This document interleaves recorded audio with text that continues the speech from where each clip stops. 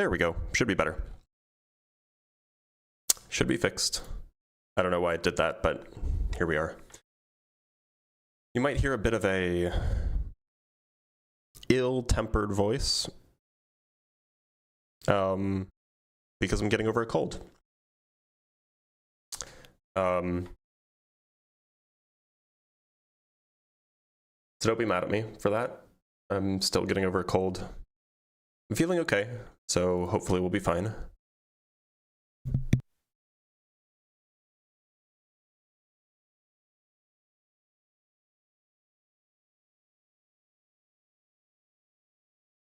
Oh, unfortunately, the URL is not currently working, and I still need to fix it, so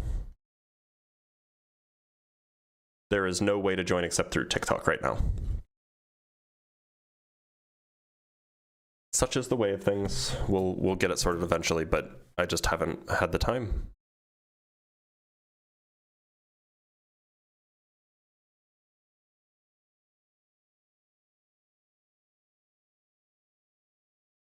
I changed my headline equals you have a job. What?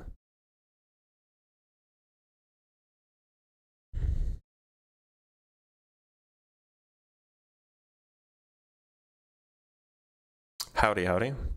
When is the next Ask a Physicist? It might be tomorrow. I need to catch up on debates because, you know, we need to give the people what they want. So we might do one tomorrow. We might just skip it this week.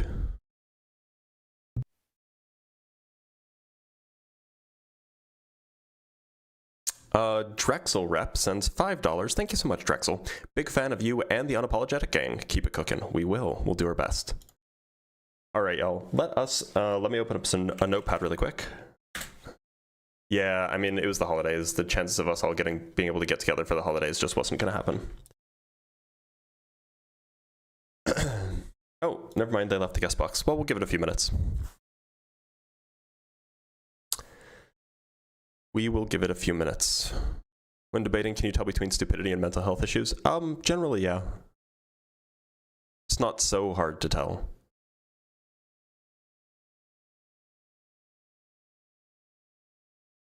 Oh, there we go. We have some guests. Let's talk to Cherubim. Cherubim, how's it going? Good. How you feeling? You know, I'm getting over a cold, but I'm all right. How you doing? You? So, Cherubim, what shape do you think the Earth is? You said what? What shape do you think the Earth is? I think it's the part we live on is flat. Okay. Why so? I think basic understanding of like symmetry and pressure mediation. Pressure makes diamonds. Pressure makes something. Pressure makes a plane. Sorry, I'm a little lost. If right. Pressure can make diamonds, and diamonds aren't necessarily planar, then why does it mean that pressure makes a plane? Because pressure makes, in order for something to be created, it needs 3 points. I don't understand what that means. Can you elaborate? Yeah, like geometry. That's like that's why the triangle is the most simple shape you can create, because it's the first plane of existence. I don't know what that means. Like, triangles are pretty simple. I don't understand how that means that if pressure acts on something that it makes a plane. Okay, so for something to exist, it needs a time, it needs matter, and it needs a place to exist. So like something. Okay, that's fine.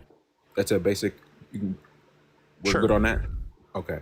So in order for something to have a time, to have matter, and to have a space, that is considered to be a domain. And energy cannot be created or destroyed, only transferred inside an isolated domain. That's like basic law of physics. So I'm not sure what you mean by a domain here. If you just mean like a region of space, then like fine, I guess. a domain is like a A domain. I don't know how to explain it because it's like it's a system in which energy flows in a continuous pattern, like a torus structure. That seems confused.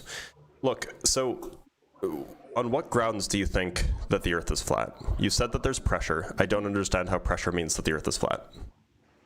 Yeah, because it's like the basic way I can explain it is like your lap, right? When you sit down, it creates a plane for you to exist on. So for us to say that the Earth What? itself, What creates a plane for you to exist on? for like your lap, for My example, lap when is you a sit, plane? My lap is absolutely not planar.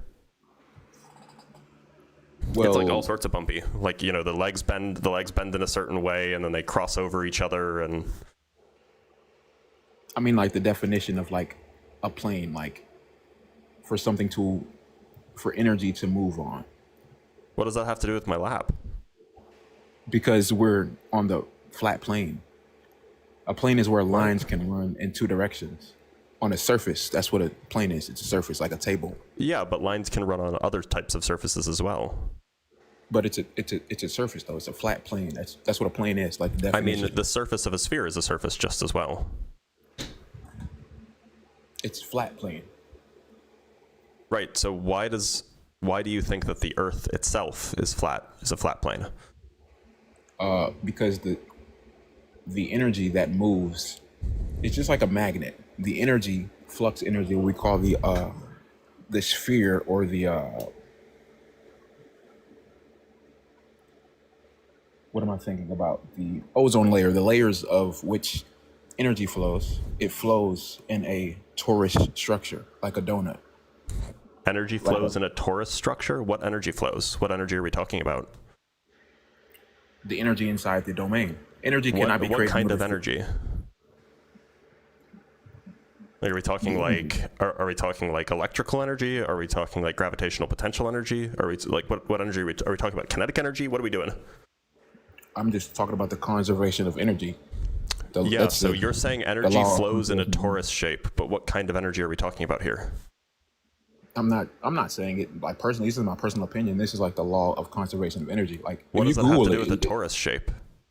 because in the law of conservation of energy, it says it can't be created nor destroyed, only transferred, only What does moved. that have to do with the torus shape? Because it's the flow of energy. A torus shape is the flow of energy? Yeah. Why Because do if you think something- that? It's not. It's a law of conservation. That's not my personal opinion or anything. That's like how toruses aren't geometry. mentioned anywhere in the law of conservation of energy. Where did the torus come from? Like where did this come from in your worldview? Like, why is a torus present and not like a sphere or, you know, a two handle body or something else? Because that's symmetry geometry. So That's symmetry. What? Spheres are symmetrical. symmetry geometry, right? But Spheres are energy is symmetrical too. Spheres are actually more like- symmetrical than toruses. like the Fibonacci sequence. Anything that's alive it's spiraling into odd numbers, into asymmetry versus symmetry. Symmetry contains energy, and asymmetry is a movement. That's why we have 365 days. Could you in a define year. for me what you think energy is? Yeah, energy is induction. It's pushing a medium out of symmetry. That's what electricity is. It's a fractal. Sorry, it's do you think that moving. that's like a meaningful sentence? Can you define what induction is? It depends on the context. Induction in a physics context is a description of a phenomenon in which a magnetic field induces an electric or another magnetic field. Okay, question. But I imagine that's not what you're talking about. What do you think a wave is? A wave is an excitation or a disturbance in a medium that propagates at a fixed speed and retains its shape. So wave is a propagation of something? It's a disturbance that propagates. Look, it sounds like you're using a lot of words in orders that don't make sense. And I'm just curious as to like what your background is in this. Like, have you? I mean, like you're talking about energy. You're talking about laws of physics. You're talking about torus fields. Like, do you have like a background in physics? Electrical engineering major. Okay, so how far along are you? Pre-grad. Pre-grad. Is that like you haven't gone to undergrad yet? Hello. Can you hear me? What does pre-grad mean? I'm like participating in the. I'm getting my credits to join because you have to get your credits right before you actually join the school, the electrical engineering school. So like I'm doing I'm building my credits. You mean like to go to a university for electrical engineering? Yeah. So you're not. So you have to, So you're not an electrical engineering student yet. no, I'm just getting my. I'm like getting. I don't know how to explain it, but you have to get the particular credits. You have to take the courses. So you're doing gen eds. Have you taken any electrical engineering courses yet? No, not any courses. Okay. So just as a.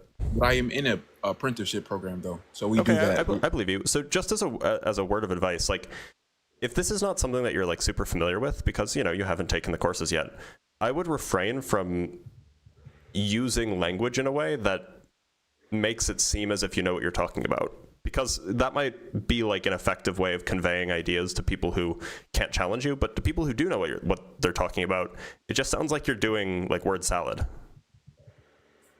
Yeah, I know exactly what I'm talking about though. I think we're. But you've never taken an electrical engineering course. How can you say that you know exactly what you're talking about? But it's like you don't need to take a cooking course to know how to cook. Like you don't need to take a basketball course to know how to play. You probably do need to take a physics course to know what energy conservation is. But you have not disproven my claim though. You haven't made any solid claims. You've just spit a whole bunch of word salad, basically. I said that the Earth operates in a moving field, so it's moving. What kind of field? In a torus field. That's not a kind of field. There are gravitational fields, electric fields, magnetic fields, color fields. So my question to you would be: when you say there's only one field, there isn't multiple different fields. What qualities does this field have? Is it a scalar, vector? Is it a pseudo vector? Is it axial? Is it a tensor field? See, and what you just said, a scalar, a vector is implying there's a direction of something's moving. I'm asking what kind of field it is. What kind? Right. And no, by the way, scalar and vector fields aren't necessarily moving. A vector is a direction, though. A vector is a direction. It doesn't imply motion, though. So what kind of field is the field that you're talking about? The unified field. What kind of field is it? How many degrees of freedom does it have? What we're discussing is manifested and unmanifested symmetry. How many degrees of freedom does this unified field have? In order for something to be created, can you answer the question? Yeah. How many degrees of freedom does the unified field have? It doesn't have any. That's what I'm saying. Then if it doesn't have any degrees of freedom, then it's not a field. No, it's just not manifested yet. A field is something with a number of degrees of freedom. Exactly. In order for something to be created, like a time, it needs to be created. It needs a time. You're not describing a field. This is what I mean by using words only if you know what they mean. Yeah, I don't think you understand what. Because for something to be created, it needs. We're not talking about something being created. You're talking about some field that is somehow the reason why the Earth is flat. Like you got to do better than this. You have to like use the words as they mean. You can't just use them in like some made up way. So, what made up way is a field? What are you referring to when you say field? A field is a function that assigns to every point in space-time some number of degrees of freedom. So movement, right? No, not movement. It has nothing to do with movement. So it's symmetry. That's what you're saying. That has nothing to do with symmetry either. So it doesn't have movement and it doesn't have symmetry. So no, I mean it can have symmetry, like it can be a symmetric field, but it doesn't have to be. So let's make that make sense. Like it's just not clear that you know what the word means. I think you're misusing or you're complicating. Like, do you think field is a very specific thing? When we use the language. When we use the word field in physics, it means something very, very specific. If you mean something else, right, I would suggest you don't use that word because it'll be awfully confusing.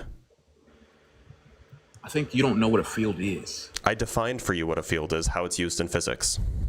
but you haven't shown how it relates to symmetry or asymmetry, so it can't be a real Fields are claim. not inherently related to symmetry or asymmetry. It's just they're not intrinsically related to each other. A field is the dielectric. It's the 0 point. The dielectric? It has no direction. The dielectric is an adjective. It's not. Oh my god. Oh my god. It's stillness. You can have a dielectric capacitor, for example. I guess it could also be a noun. so You could what have a dielectric. What is empty space to you? Because everything is just symmetry and asymmetry. That's how we. That's like a huge claim. Look, do you have like evidence that the Earth is flat? Yes, I just told you. There's. Okay, what is the actual like empirical evidence that the Earth is flat?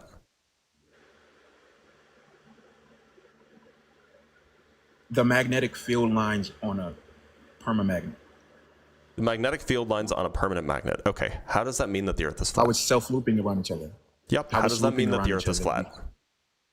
Because the part where we exist is where the energies come together and create the flat domain. It's very simple. Look, it's I asked for water empirical evidence that the Earth is flat, and then you said permanent magnets. And I asked how permanent magnets say anything about the shape of the Earth. And then you started talking about the energy field of the permanent magnet shows that the shape of blah, blah. Like, it's unrelated. So I want you to tell me how you know the Earth is flat. I don't care about permanent magnets. You have to tell me something, some fact, some observable fact about the Earth that can only be true, for example, on a flat Earth. Correct. That's what empirical evidence would be. Right. So can you give me an example of that? We're living on a flat Earth. That's the claim. Can you give me the empirical evidence? Because we're not walking on the sky. The energetic field around the planet, it's circular, correct? Because we're not walking on the sky. Look, do you understand what the claim of the globe Earth is? We're on a spherical. Do you understand energy. That the opposition to your worldview is that the Earth is shaped like a basketball and we're walking around on the surface of the basketball? No. That is the mainstream scientific view. You understand that? No. From the beginning, I've been saying we're operating on a torus field structure. I understand that's your view. Do you understand that the mainstream scientific view is that the Earth is shaped like a basketball and we're walking around on its surface? Do you understand that there's a personal truth, a social truth, and then the optical truth? I'm asking, do you understand what the mainstream scientific view is? Do you understand what it's trying to say? And that's the social truth, right? There's three truths, correct? Do you understand? Look, can you answer the question, yes or no? Do you understand that the mainstream scientific view is that the Earth is shaped like a basketball and we're walking around on its surface? That's the Western perspective, correct? Okay, so are you telling me that you don't understand that that's the mainstream scientific view?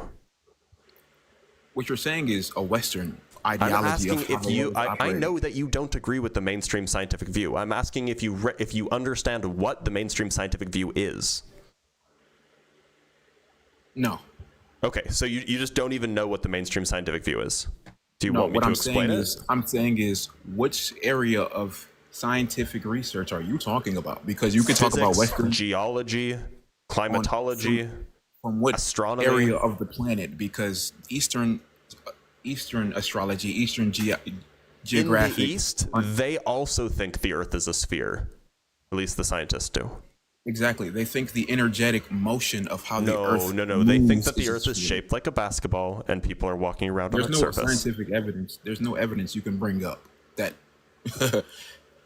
can prove that anywhere on the planet Earth, they think that we do not live on a flat plane. The part that we exist on is flat, but the energetic motion as how the Earth There's no evidence operates, I can bring up that would prove that that's the case. That would prove that people think that. Rayleigh scattering is exactly one thing. Hold on. What was the claim you just made? Did you just say that I can't prove that other people in other places think that the Earth is also round, like spherical? No, other cultures and regions around the world don't think that the Earth is. Yeah. So if I just like brought up a Chinese person who has written about the shape of the Earth, would that be evidence? No, I mean, what you're saying is there's three different kinds of truths. There's a personal truth, there's a social truth, and then there's an optical truth. We can understand that the Earth is. I don't know what all of these different kinds of truth are. Look, there is a mainstream scientific view that From the where, Earth though? is From a what sphere. region? From the U.S. to the Western Science is not like a region locked. Science is not a region locked feature, my guy. Science is a thing that people do everywhere on the Earth. No, science is what was created by Western societies. So the scientific method in its current form was founded, yes, mostly by the West, although arguably there were hints of it in West Asia, which is now known as the Middle East, during the Arab Golden Age. But science as developed by Europeans 500 years ago is universal. It's global. People do it everywhere. This is not like some strictly Western thing. There are universities in China that also use the scientific method to investigate the natural world. Yeah. So this is not a restricted thing. This is not region locked. Yeah. This is a worldwide consensus. Right, but what's real is only a reflection of your awareness. So what if the Western world is saying that the way that they view the world, the way that they see the world is the only way that it is? Then that's the perspective that you're viewing and talking from. Do you recognize that China has astronauts, right? What does that have to prove? That in order for a light to be shown, that it goes through a prism and creates visible light? I'm sorry, do you think that addressed my question? But that proves that the Earth is flat, the part that we live on, and exactly. It's just like the cones of your eyes. The cones of your eyes are spherical, but the part that you... Cherubim, are you good?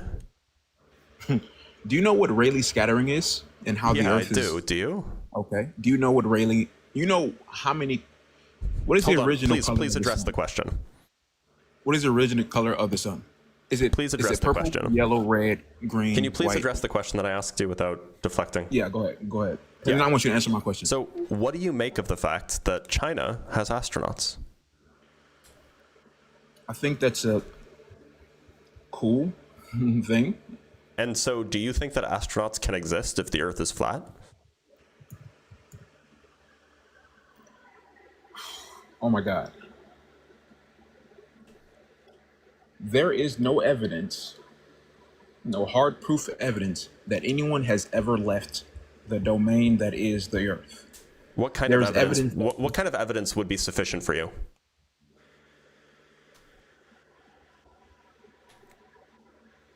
It's not sufficient to me. It's what we're talking there is about. So for that claim, there is absolutely evidence sufficient for me. But it seems like your standard of evidence for this is much higher. So I'm asking, what kind of evidence is sufficient for you?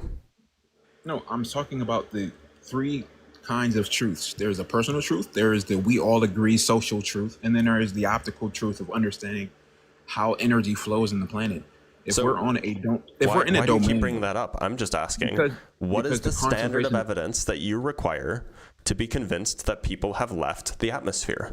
Because energy can't be created, only transferred in an isolated domain. If we're in an isolated domain, you cannot leave the domain. That's what I'm saying. And if your people are saying claim, but what kind of evidence would you need to see? Energy. What kind of evidence would you need to see in order to be convinced that people have left the atmosphere? No, that's what I'm saying. There's no amount of evidence that could convince you. Atmosphere. So there's no amount of evidence that could convince you. I didn't say people didn't leave the atmosphere. Sure, you did. No, people left the atmosphere, the ground. Where'd they go? There's three law. The definition of law or is land, air, and water. Those are the three jurisdictions. So people can go in the air. Yes, sure, definitely, but they cannot leave the domain that we're in. Where did they go if they left the atmosphere? That's like basic understanding. They went into the atmosphere and came back down. There is no evidence, solid evidence. If they left the atmosphere, then they couldn't still be in the atmosphere. No, they left the jurisdiction of the ground and went into the atmosphere. No, I mean, like, you can leave the jurisdiction of the ground simply by jumping. I'm talking about people who left the atmosphere. Yeah, there's different layers of atmosphere. There's the ionosphere. There's different layers. So you can. There What I'm saying is absolutely they are can different layers. I'm talking about leaving all of them. But there's a contradiction to the law of conservation of energy. What does the law Energy of cannot be conservation of created nor energy say? destroyed. Where in the law of conservation of energy does it say anything about domain? A quick Google search will show you. Okay, a quick Google search, you A say. quick So if Google I search. Google law of conservation of energy, you're telling me that it'll say something about domain? Yes. Okay, let's pull it up. Bet you didn't think that this would happen. Right. Go ahead. That's what I'm saying. Like, come on now, bro. Sorry, one sec. Come on, let me... Here we go. I just Googled law of conservation of energy, right?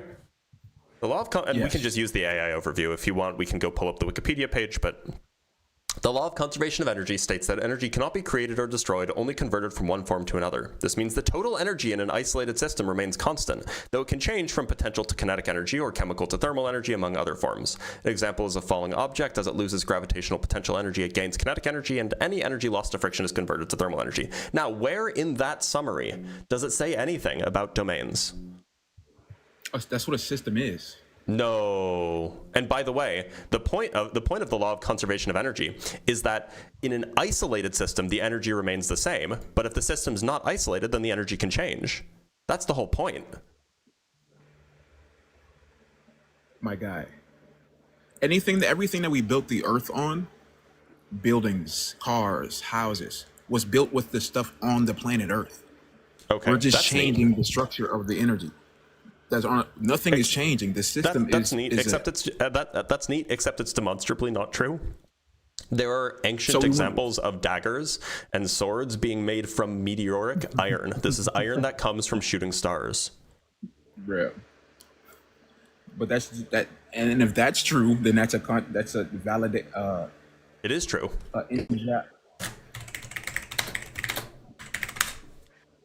the claim is made.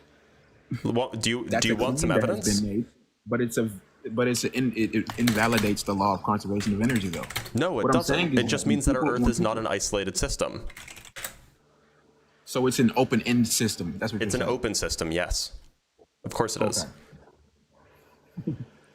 Like it's Here, crazy, bro. this is actually really neat. So Tutankhamun, ancient Egyptian pharaoh, had a meteoric iron dagger. The blade composition and homogeneity closely correlate with meteorite iron composition and homogeneity. The material for the blade is determined to have originated by way of a meteoritic landing. This dagger on the right, was made from space iron.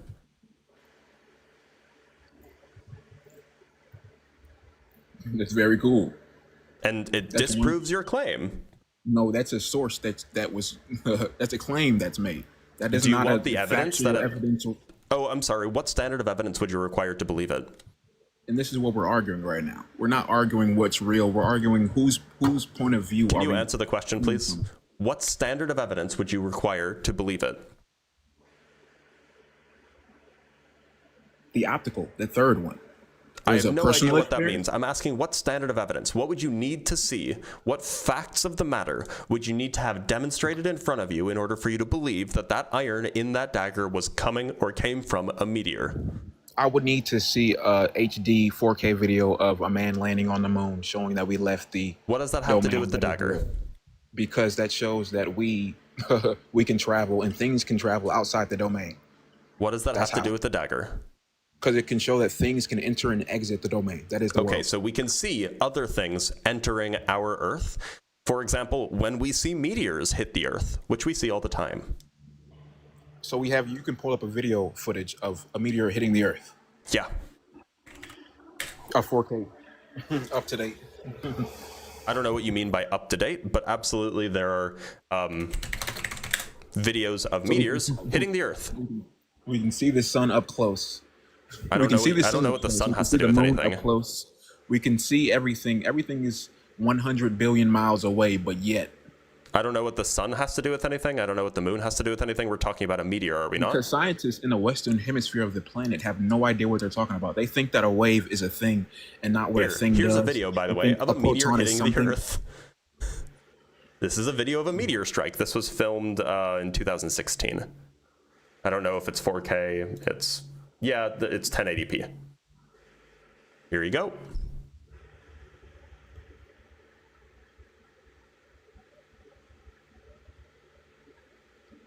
I'm not seeing anything. Like, are you? Oh, what do you think that thing in the sky is? No, that's your interpretation of what you've seen. What but do you think that thing in the sky is? Once again, you have not shown me nothing. You've just shown me your interpretation. Just showed you a video. What do you think the thing in the sky is? Your interpretation of what you thought it was. You didn't show me anything, literally. Here, do you want me to show you another? That's why you asked me, what do I think? Because that's your interpretation of what you think it was. Do you want me to show you another? You're showing me the interpretation. What I'm saying to you is, do you think that a proton is a thing? Do you want me to show you another? Here, I'll show you another. You think a proton is a thing? I'm sorry, don't deflect. We're showing you another. Pay attention on the right here. This was in Guardian News. This is 10 months ago. This is from Canada. So you're showing me. You're going to show me. So there's the little meteor. You can see it there. Armstrong walking on the moon too. Next, and then they're going to play it in slow-mo. There it is, and it just hits. It just hits the little. I actually don't know what that is. Is that like a little water puddle or something like that it hits, or is it just like? No, I think it's just like the tile. It just breaks the tile. What do you think that is? Wow. Once again, you asked me the question, what do I think that is? Yeah. Given my perspective. Yeah, so this is the evidence. Like NASA doesn't have, like you're giving me perspectives of what you thought. You have not shown me. You asked for evidence that something. I'm sorry. What do you think that we just looked at? Exactly. That's why you keep asking me that question, because what do I think? You're asking me from the perspective of what I saw. What would you expect it to look like if we saw a meteor hit the ground? A meteor, a gigantic rock hitting the ground. Why do meteors have to be big? Oh my God. Why would it have to be big? From the speed, from the speed of something falling from what people are considering hundreds of thousands of miles away to enter our atmosphere to land and to drop a little dent on the floor and break a little vase. Is that what you're saying right now? Like, are we being for real? If it's small and it slows down because it passes through the air. Yeah. Oh my God. Why does it have to be big? Systems seek lower pressure mediations. So I don't think you know what any of that means. What are you talking about? I don't think that sentence made sense in any order of the words. Okay, so what you're saying is that systems don't seek lower pressure symmetry. Sound it out. Is what you're saying. No, I'm trying to get you to understand that reality is pressure systems of equilibrium and imbalances. That's how simple reality the world is. Reality is pressure systems of imbalances. What? It's symmetry and non-symmetry, asymmetry and not. That's what it is. I really hope so. So you promised that you weren't lying to me when you said that you're going to school for electrical engineering, right?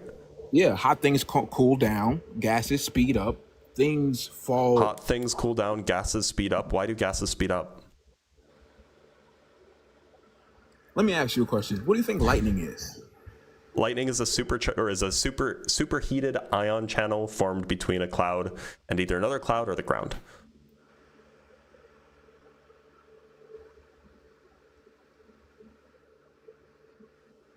You weren't expecting an answer, were you? No, that was a definition. What is an explanation? What is that? You didn't ask for an explanation. You asked for what it is. So I told you what it is. No, you gave me a definition of what it is. You didn't give me an explanation. Yeah, you asked me what it is, so I told you what it is. Okay, let me clarify now. Make it simple.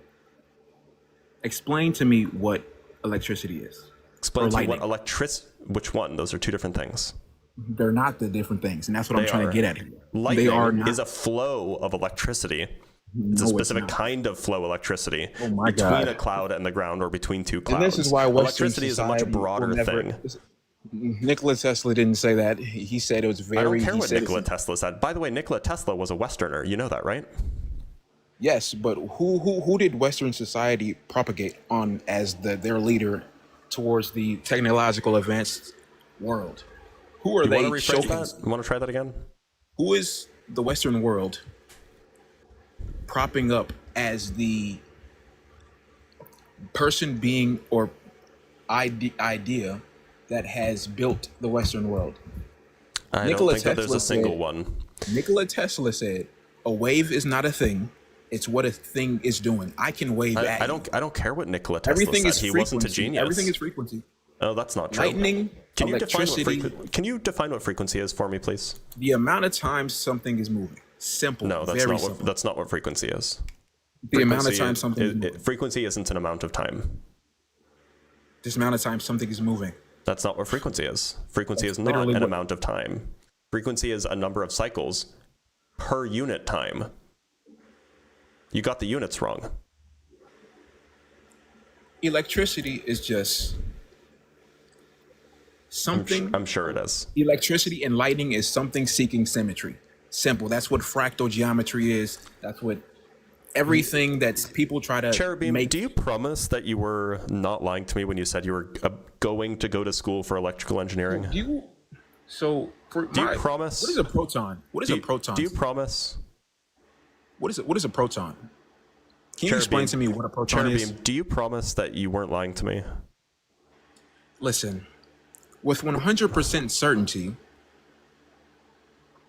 not only was I not lying, it's almost as if I don't want to continue my studying, going to school for college, because when I listen to a professor speak, it's almost as if they have no idea what they're saying. They're just repeating what other people have said, and they don't have a true understanding of how energy flows, of how the world operates, of how the difference between symmetry and asymmetry, of how systems and domains operate, on what a closed system is and what an open system is, and how everything is just symmetry and asymmetry. Energy is seeking balance. That's all lightning is. That's all electricity is. That's all photons are. There is no double slit experiment. It's just a false understanding of what a wave is.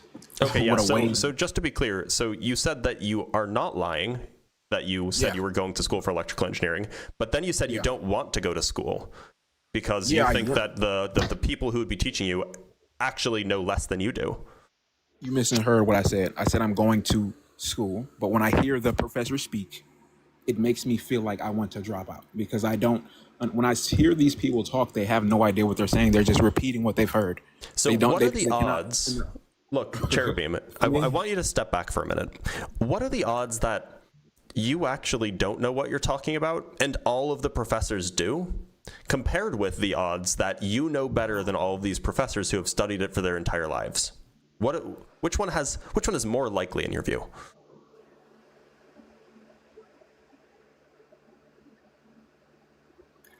£30 of feathers and 30 pounds of titanium are different. Address the question, please. Just because you have a degree in something does not mean you have anything how to do what you.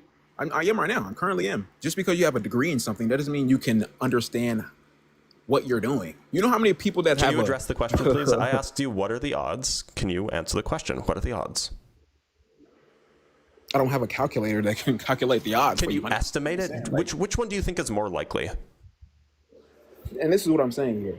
Intelligence is the ability to get, hold, translate, and transfer information effectively. Which one do you think is more likely? That you know more than all of the professors and all of the scientists, or that maybe you just don't know as much as you think you do, and they're trying to teach you true things? If you can't, can you answer the question? Which one's more likely? Which one's more likely? If you can't simplify what the creation So of you're all reality. going to refuse to answer? Are we just dodging again? No, it's not a refusal of answering. Which one is more likely? It's a railroaded response. Which one is more likely? Ask the question again. Which is more likely between these two options? Option 1.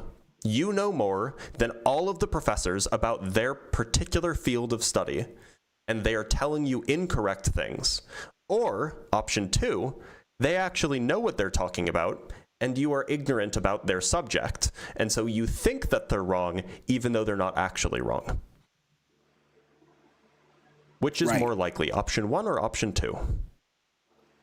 your question isn't a simply yes or no or right or wrong answer. You're because right. we It's have the answer is either option 1 is more likely, option 2 is more likely, or they are equally likely.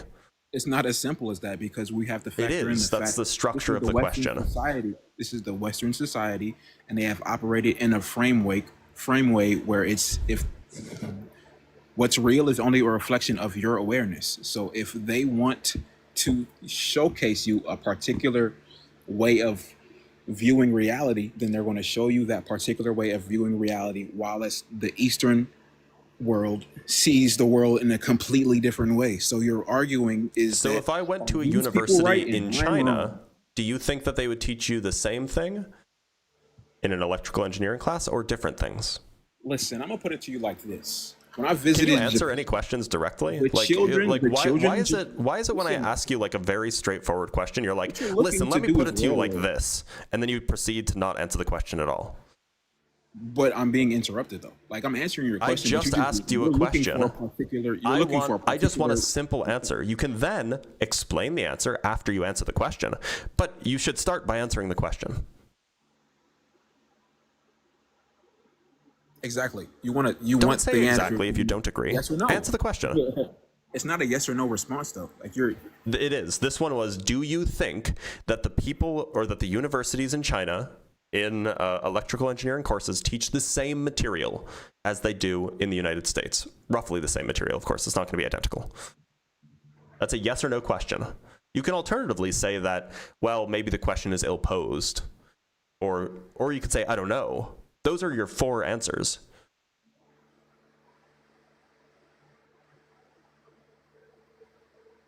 Bruh. I think there's a disconnect, and the main purpose is what I'm getting at. There's the fundamental laws Can of you answer the reality. question, please? You have 4 options. It doesn't make any sense, bro.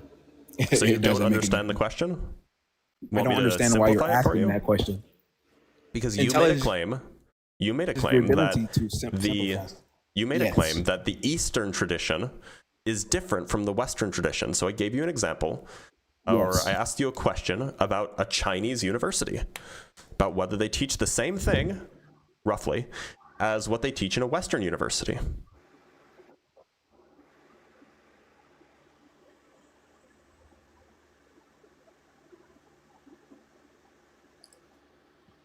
Camera is lagging on my end, so I can't hear you right now. I'm waiting for it to. It's still loading. Hold up. Hello? I can hear you. Oh yeah, there we go. Go ahead. Say it again.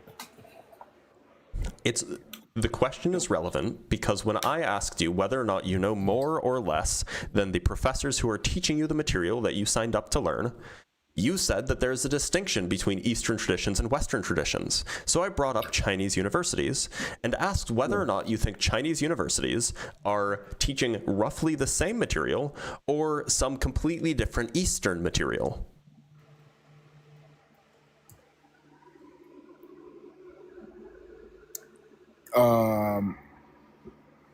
From the hybridized Chinese universities, because it's a hybridized version with the Western societies, because China did not operate like that.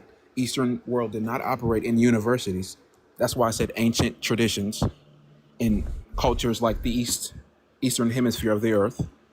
China's universities is most definitely a hybrid version of Eastern traditions or Western traditions. So with that being said, of course they teach what the West.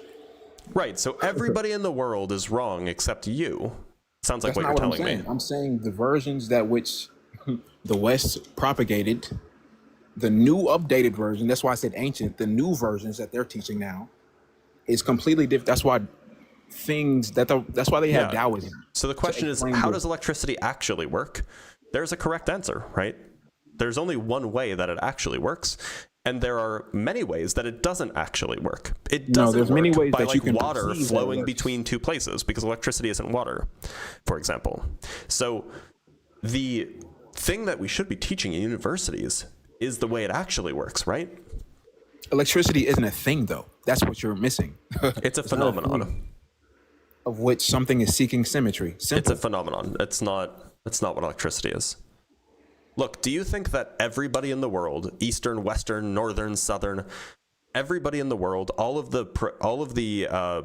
the academics who have studied this for their entire life, do you think that they're more likely to be wrong, or do you think that you're more likely to be wrong? I think when a man like Walter Russell, when a man like I don't care. Steinmetz, Can you answer the question? when a man like Tesla says, Answer the question. I'm repeating what they're saying. So yes, I don't care. Answer the question. If Steinmetz, the person who validated Tesla's Funny work that to you're get the appealing to AC, Western engineers, Western architects, Western artists. Western who went against the grain and went to Egypt to study for their information and said they Egypt studied is considered part of the West, right? Oh my God, where is Egypt at?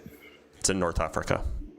And what methods of terminology do they use? Do they use things like electricity is flowing from wires, and this is how we? They absolutely do. Go to a university in Egypt; they'll do the same thing. By the way, for what it's worth, when I say that Egypt is part of the West, we talk about ancient civilizations. Generally, ancient Egyptian civilizations are considered Western civilizations, whereas generally we would say the Indus River Valley and the ancient Chinese civilizations, these would be ancient Egyptian or ancient Eastern civilizations. That's the distinction here, by the way. Their civilization, meaning how they operate in by the way, that wasn't for you. That was for the chat because they may have been confused about the statement. So look, the whole point is that it seems like you have like, look, do you know what the Dunning-Kruger effect is? To be very clear, I'm repeating what Steinmetz, Nikola Tesla's teacher. Yeah, okay, and they're both wrong.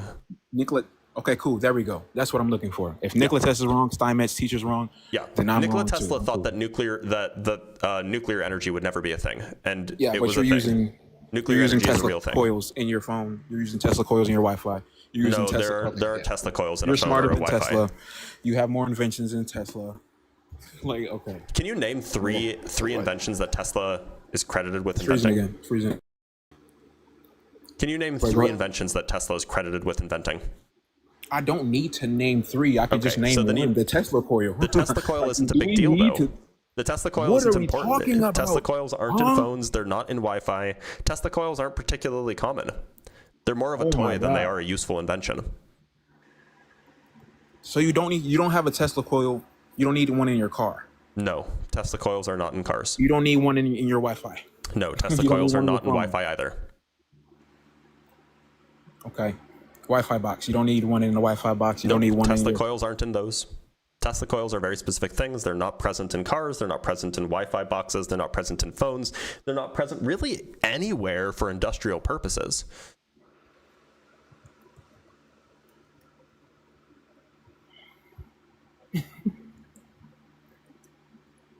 What I'm hearing is it's crazy to think that not crazy. I understand why people like a Steinmetz, a Tesla, Walter Russell, who understands that the universe does not operate in straight lines. It operates and moves. Are those three people like the sole creators of your worldview, and any empirical evidence that contradicts those worldviews you just dismiss as silly? No, it's not that. It's that you have not yet explained to me what a photon is. You have, by the way, to be clear, that was the first time you asked that. You have never brought up photons prior in this conversation. But regardless, it seems like you're appealing to Tesla and Steinmetz and Russell. Like these are not important people in the history of scientific investigations. I'm sorry your heroes just aren't that important, but they're not. They didn't make groundbreaking discoveries. Perhaps the only exception would be Tesla, who is credited with innovating on and making practical an AC induction motor. But even then, that was in the air. He wasn't some unique genius inventor that's responsible for that, and if he never existed, we would have never had it. There were other people who were working on that exact same project. He was just the first to get there. Exactly. Don't say exactly when I'm destroying your worldview. It makes you look bad and like you're not paying attention. What you're saying is that, what is his particular name? You've made no claims, though. That's what I'm trying to figure out. I've made so many claims. I just don't think you've been listening. You've made claims about how, like what have you said? Okay, so have you not been listening at all? For example, I literally said what lightning was like 10 minutes ago. Nothing. I literally You have not said that explained. Tutankhamun had a meteoric iron dagger like 20 minutes ago. I literally said that there is only one important invention attributed to Tesla like 2 minutes ago. But it doesn't seem like you're actually listening. It seems like you're interested in just spewing random bullshit that you probably learned from like Austin Whitsitt or something like that has nothing to do with the actual world around us and is instead reliant on some pseudoscientific bullcrap invented by Walter Russell and promulgated by nobodies who read Nikola Tesla's work and then thought he was a miracle worker. I'm sorry, it's just not based in anything that has to do with the world around us.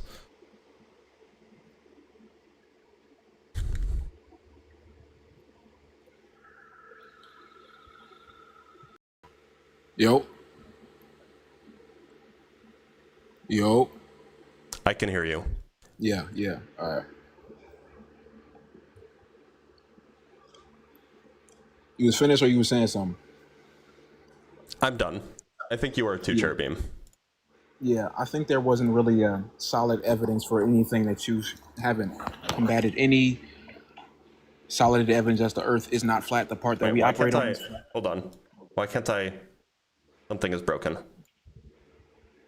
On God, my Wi-Fi was actually messing up. So if you playing like yours is, No. Something's broken with my live stream. It says please log in. I don't know why. Y'all, I think I'm gonna, like, I want to kick him, which, you know, because the conversation's over.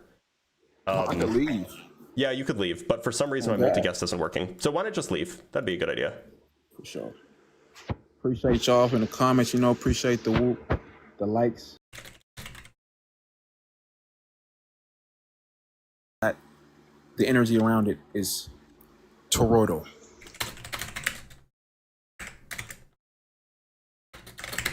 I don't know what's happening. Can you guys hear me on TikTok? Can you guys hear me all right? Okay, I don't know why it's telling me to log in.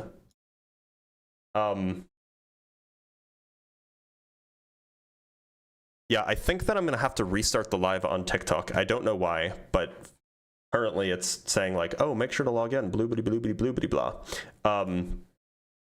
And it's just a little bit confusing. It's saying something went wrong. So I'm gonna restart the live on TikTok. I will be right back. Don't go anywhere. If you want to follow along, make sure to click on that little icon that's somewhere over here or something like this, somewhere up here, and then just refresh. I will be back in 10 seconds, okay? All right, I will be back.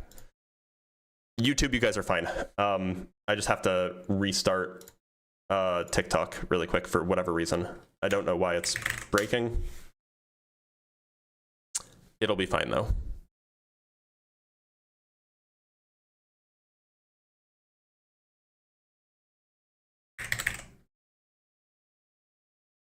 Oh, yeah, now it's telling me to log in, so I have to log in on my phone. One moment, sorry y'all.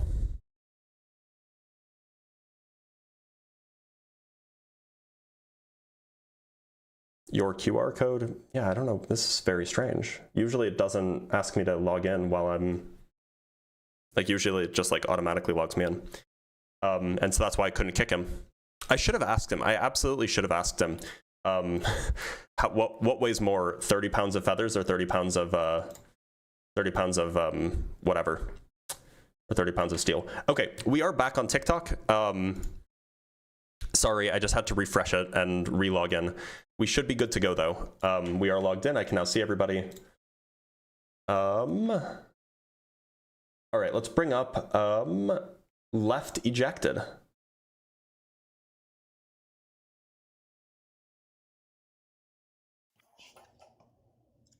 You just lied to get me to come with you. That's what you did. No, I didn't. Don't lie to me.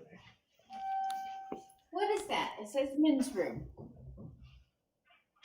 Left ejected, can you hear me? I asked you if there were bathrooms. You said, yes, definitely. As if you knew. But you didn't know. I didn't know where they were. It's a medical building. Of course there's restrooms because people have to give samples. Well, give a sample then. Hey, left, can you hear me? Things change so much around here. They have to put everything on a changeable display. All right, this is inappropriate. I'm not gonna sit in on somebody's conversation. Very weird though that I clicked join. But okay. Starkey, how's it going? Starkey, can you hear me? Starkey. All right, looks like Starkey's not joining. How about Damn Logic?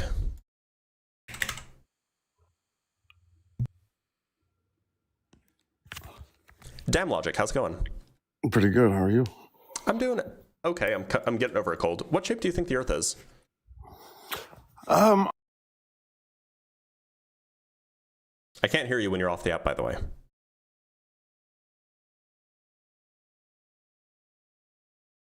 Damn Logic. Welcome back. What shape do you think the Earth is? can you hear me? I can, yeah. Okay, great. Well, I know you're just supposed to be opposers, but I'm just going to say I don't know. Is that okay to be in this argument, or? I suppose it is a little bit of a strange thing, though, right? Because like to say I don't know means that you're rejecting all of the scientific evidence that's presented by everyone. And so that's a little bit puzzling to begin with. Like, why reject that evidence? I can explain that. I mean, and Yeah, it's go ahead. it's maybe a little idiotic on my side. I'm educated. I do have an electrical engineering degree from A&M from '97. But the reason I say I don't know is because I've never done any experiments myself, right? And what I challenge you, and I mean, I'm sure you'll come up with a few, that individuals, including myself, can a couple experiments that we can do independently and be able to do to give ourselves confidence that that's actually true. And I think that that could go a long way with anybody that's actually using their head. So I can hang up and listen.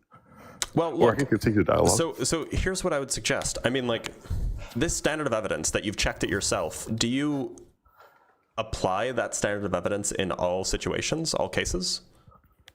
I'm not sure what you mean. I'm not saying that I'm saying I've never done any experiment that would give myself 100% confidence of the actual shape. You said that you have an electrical engineering degree, right? I do. Can you name me one experiment that gives 100% confidence about anything?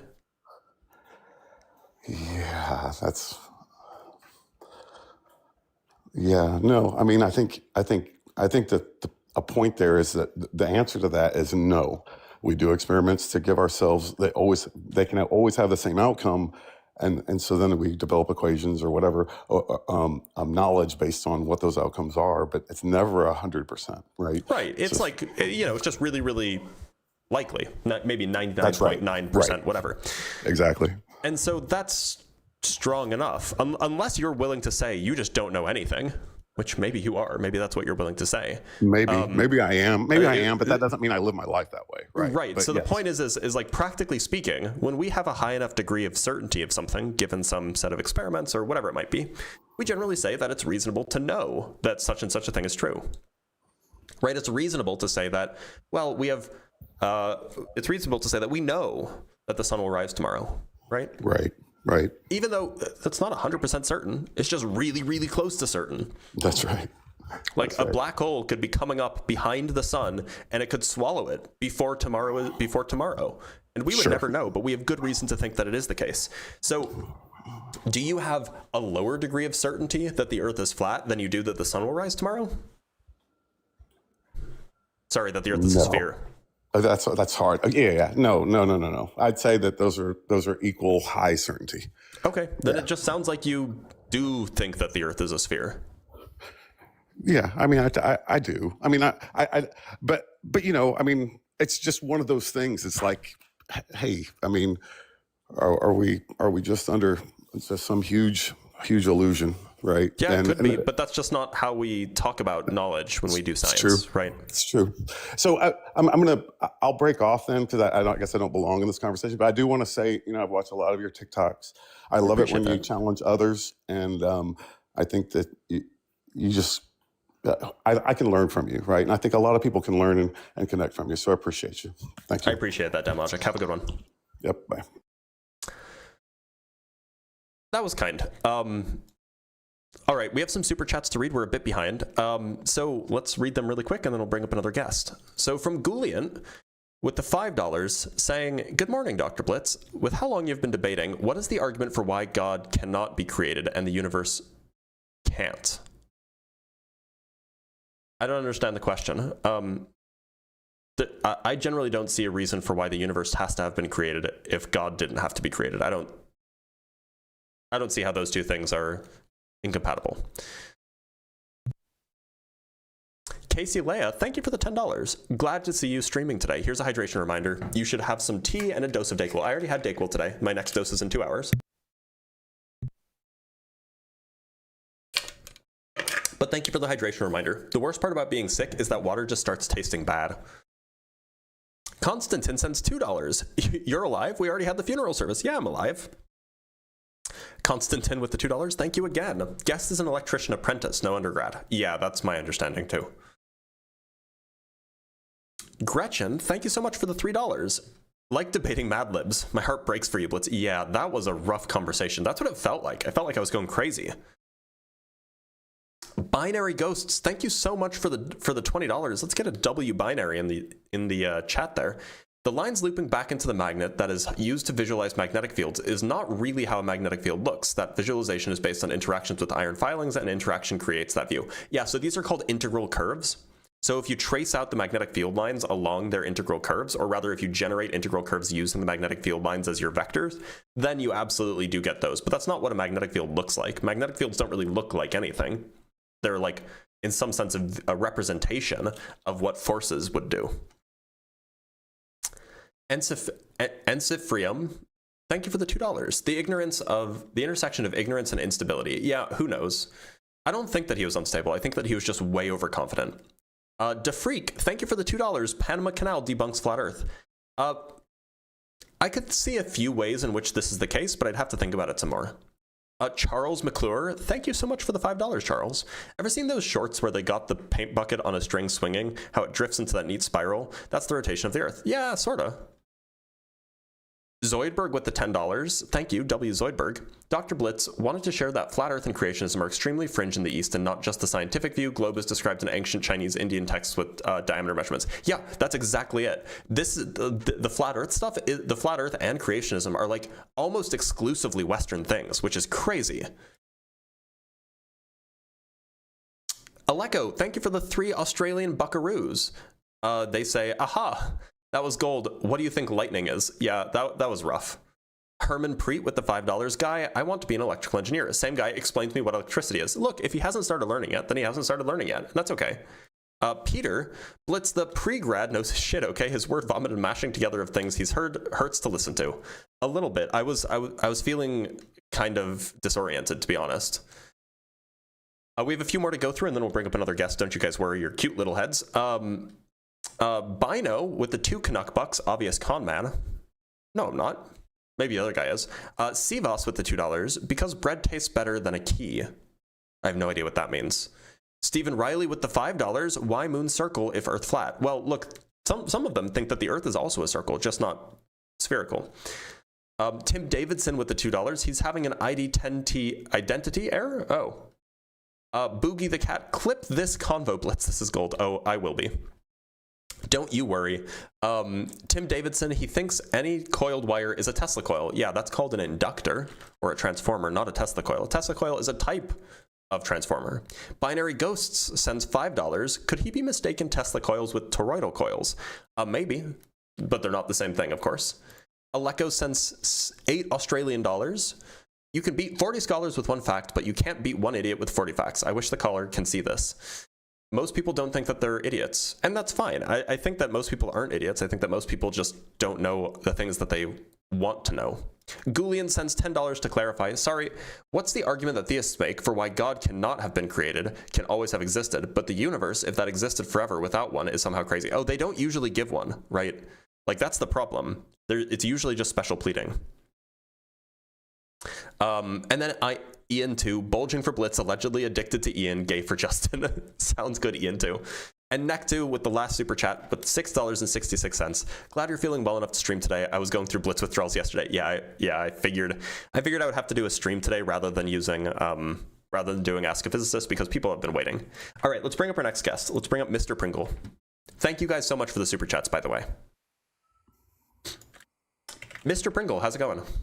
How's it going, man? I'm doing okay. Mr. Pringle, what shape do you think the Earth is? Okay, so to be completely honest the Earth is sphere, but I just want you to ask a question. Humor me for a second, right? Well, Mr. Pringle, it does say join the live opposition only if you think it's flat. No, I get that. I'm like super curious on your answer with this. All right, make it quick. All right, so when it comes to black hole cosmology, like, what do you think? If it's not related, I'm not gonna answer that question today. Brave Boy Joy Publishing. How's it going, Brave Boy? I'm doing well. How are you? I'm doing A-okay. Getting over a cold, though. Brave Boy, what shape do you think the Earth is? I don't know what shape the Earth is, but I've only seen the Earth flat. That's all I've seen. Okay, have you seen pictures from space? All the pictures I have seen have been CGI, and they all look the same. It's almost laughable that you can take I can help you with that. Would you be interested in a non-CGI photo? I no, that's kind of you weird. wouldn't be interested in seeing something that destroys your worldview. Is that what you're saying? No. I mean, it doesn't. I'm more of a science guy. I don't really get into what a science guy. Are you? Yeah, I'm an engineer. Oh, okay, so you're not a scientist, is what it sounds like you're saying. No, I am. I'm a civil engineer. I am a scientist. No, you're an engineer, not a scientist. Well, those are different things. That's true, but we deal in nothing but science as a civil engineer. No, you deal in application. Anyway, let me show you something. If you're a science guy, you should be open to new evidence, right? Let me show you something neat. So this photo, it's a photograph, not CGI. The reason we know it's not CGI is because it existed before CGI existed. This photo is from 1972. What do you make of it? It's nice. It looks like what I've always believed the Earth to look like. That's what it looks like.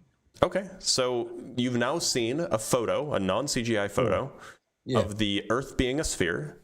Yeah. Are you now convinced that the Earth is a sphere? Those terms that the Earth is a sphere, no. I mean, because I don't. So what did we just see a picture of? We saw a picture of what has been identified as the Earth, and what everybody with common sense would say, what is that? And they would say the Earth. Okay, so you don't think that that's the Earth then? No, what I'm saying is that's just a representation. It's the same photograph. Exactly. Right. The same way somebody puts makeup on and goes out to a play, they represent themselves as, they could be Benjamin Banneker, Abraham Lincoln, they could be anyone they want. Doesn't mean but this is a photograph. Yes, that's what it is. So a photograph is supposed to a photograph. Yeah. Depicts the thing as it is, right? Sure, as visible by the camera. Yeah, but we don't. With technology today, I'm not basing my science on a photograph, right? Because I thought you said that you had never seen the Earth be a sphere, so I just showed you one. With my eyes, with my own eyes. Meaning, when I you're an electrical engineer, you don't rely on your eyes for studying radio waves, do you? What I'm saying is, I'm a civil engineer. When I do whatever I do, I use real life facts and real life experiments.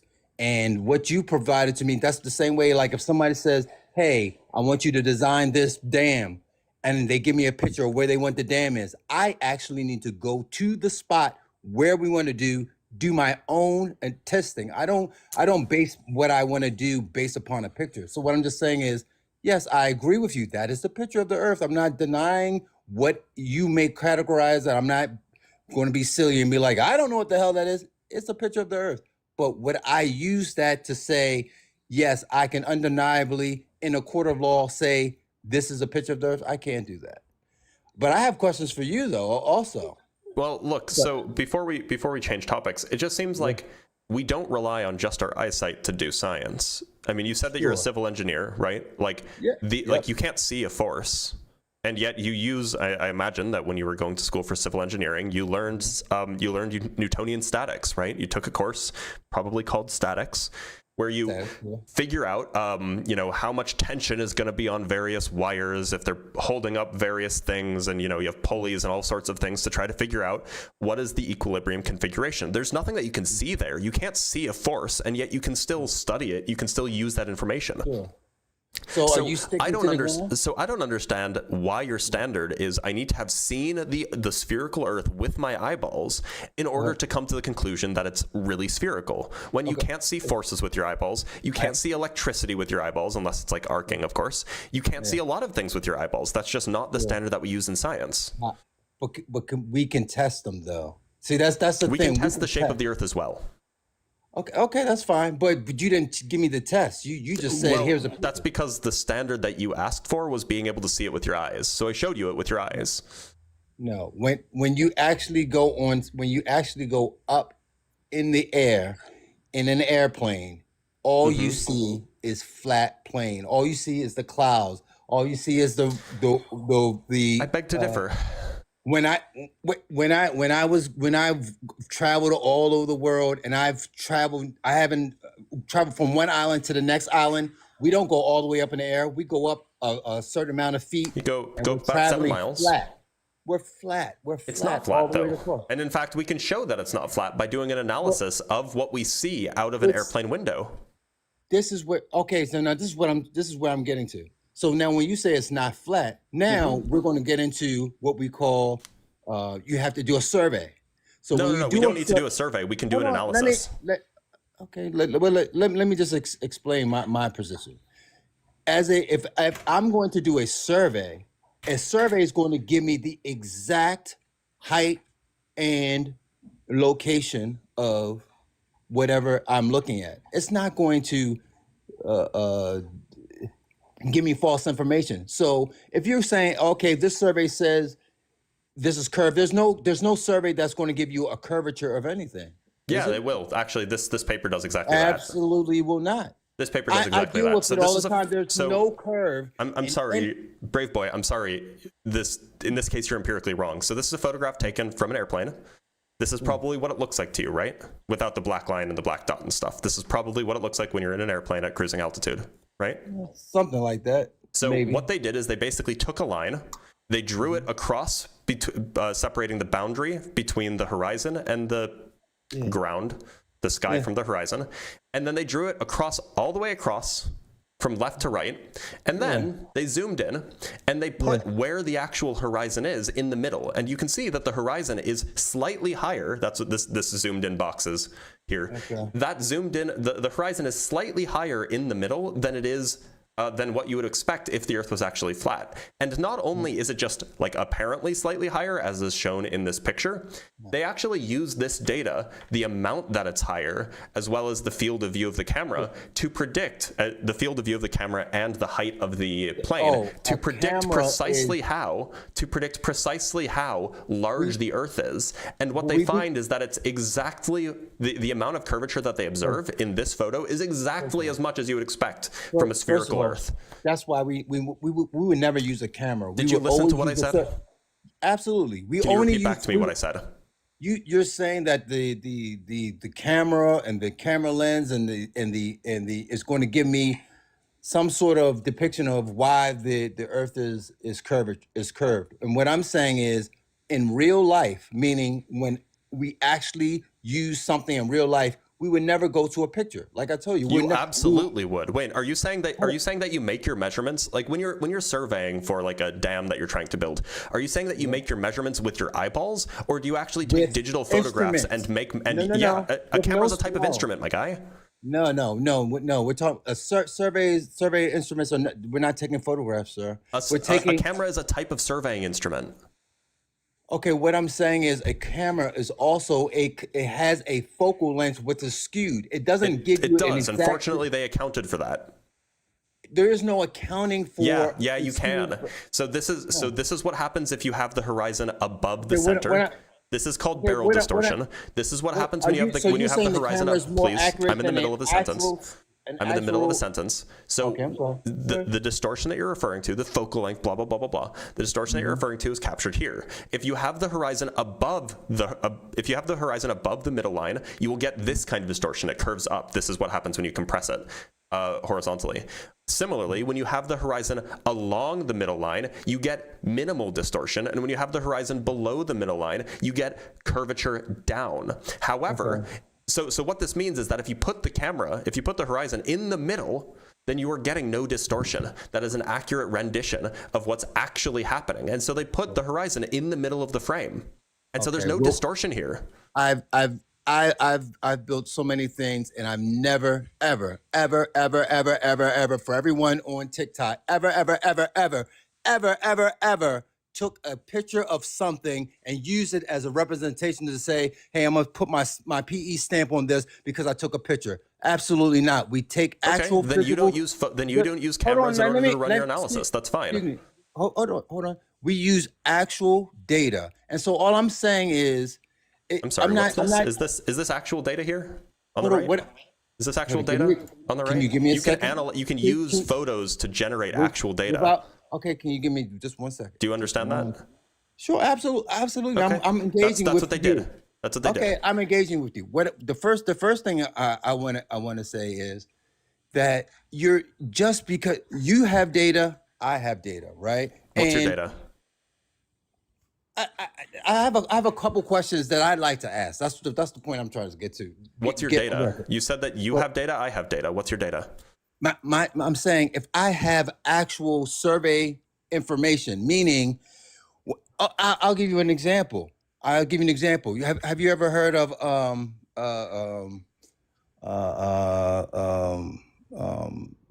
maps? What is it? Oh my gosh,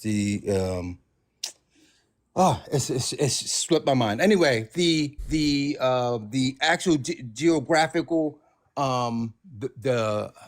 oh my gosh, it's slipped my mind. Anyway, the actual survey data to build any, like for instance, any bridge that you build, you're going to have to build from one point to the next. And those 2 points in which you're building those, that they're actually touching the land, they're actually level. Now the bridge may go up. Sorry, do you have evidence of that? Hold on, let me just finish what I'm just saying. The bridge can arc up, meaning that it can go up into the air, but it will come back down and come on level ground. It's not even a matter of do I have any evidence. Just ask, do you build a bridge? So you don't have evidence is what you're telling me. Can you just let me just finish this last point? I'll let you say.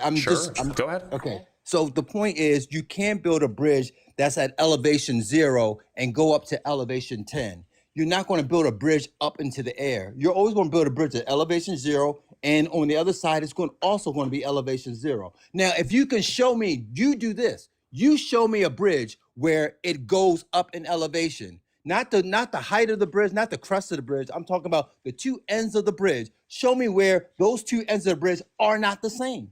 I'm sorry. Do you think that if the As Earth is an curved, engineer, I'm asking. I'm answering your question, Brave Boy. Show me Brave one Boy, bridge. do you think that if the Earth is curved, that means that one end of a bridge would be at higher altitude than another end of the bridge? What I'm saying to you is that there is. Can you answer that question, please? I'm trying to clarify what you're asking for. I don't know. What I'm saying is, I only know what is available to me, and I have not seen any curve. Okay, what I'm just saying is, if I haven't observed a curve, is that my fault? Well, I just showed you some. No, I mean, I just showed you a picture. In my profession. I'm talking about when I actually have to go out and actually build something. I've never ever used. Give me an example of things that you've built. Well, hold on. We haven't never used gravity. We've never used gravity one time. We don't use gravity. I'm sorry. Yes. I'm sorry. You're saying you don't use gravity? So what is the so you've taken a statics course, right? I've taken all engineering courses. Yes, of course. Okay, so you've taken a statics force. Yes. So when you Yes. have a let's say that you have a bridge that is suspended or that is supported on two sides Yep. between like two vertical poles, say. So you have Sure. two vertical poles, you have a bridge suspending them. So what are the forces acting on the bridge? What are the forces acting on the bridge? Yeah. I mean, there is going to be a down force. There's going to be a down force on the bridge, which is 32.2 feet per second, 9.8 meters squared per second. That's not a Whatever force. you make. Come again? Those are accelerations, not forces. Well, okay. Well, that's the only thing that's acting on that bridge. There is no.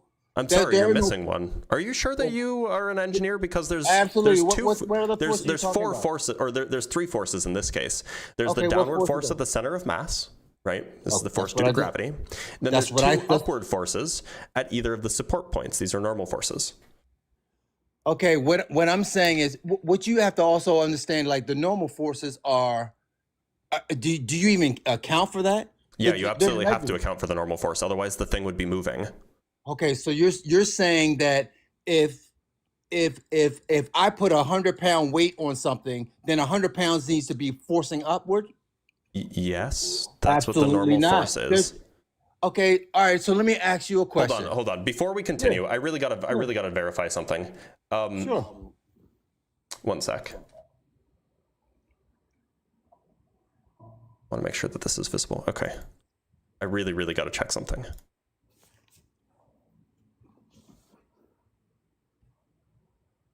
Can you answer this fourth question?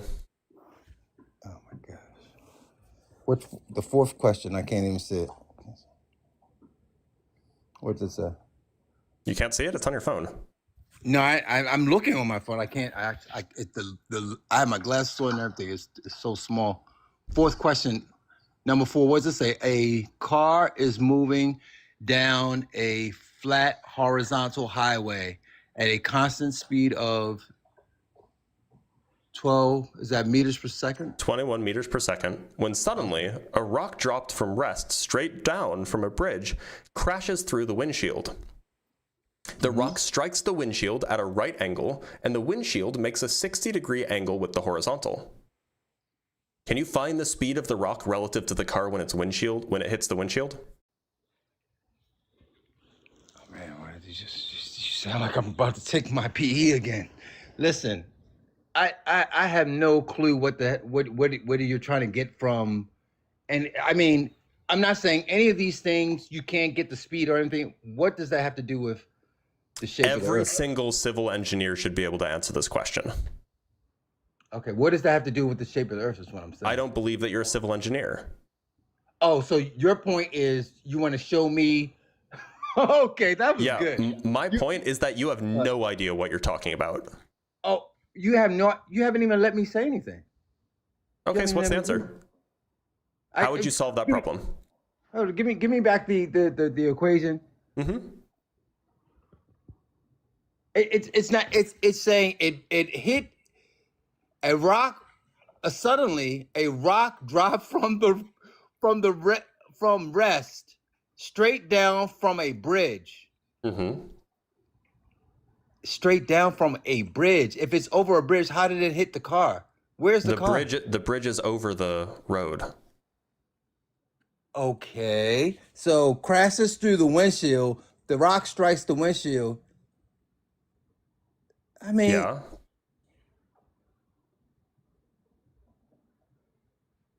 it's a mass balance. I mean, it's a force mass balance equation. But you know, I'd have to think about it. This is an interesting question, but I'm not exactly sure what that has to do with the shape of the Earth. That's what I'm saying. Just does that have because to it's do- pretty clear to me that, like, I don't even think you know how you would start this problem. Okay, You tell me how you would start it. Yeah, so what you would do is you would work. Okay, let me.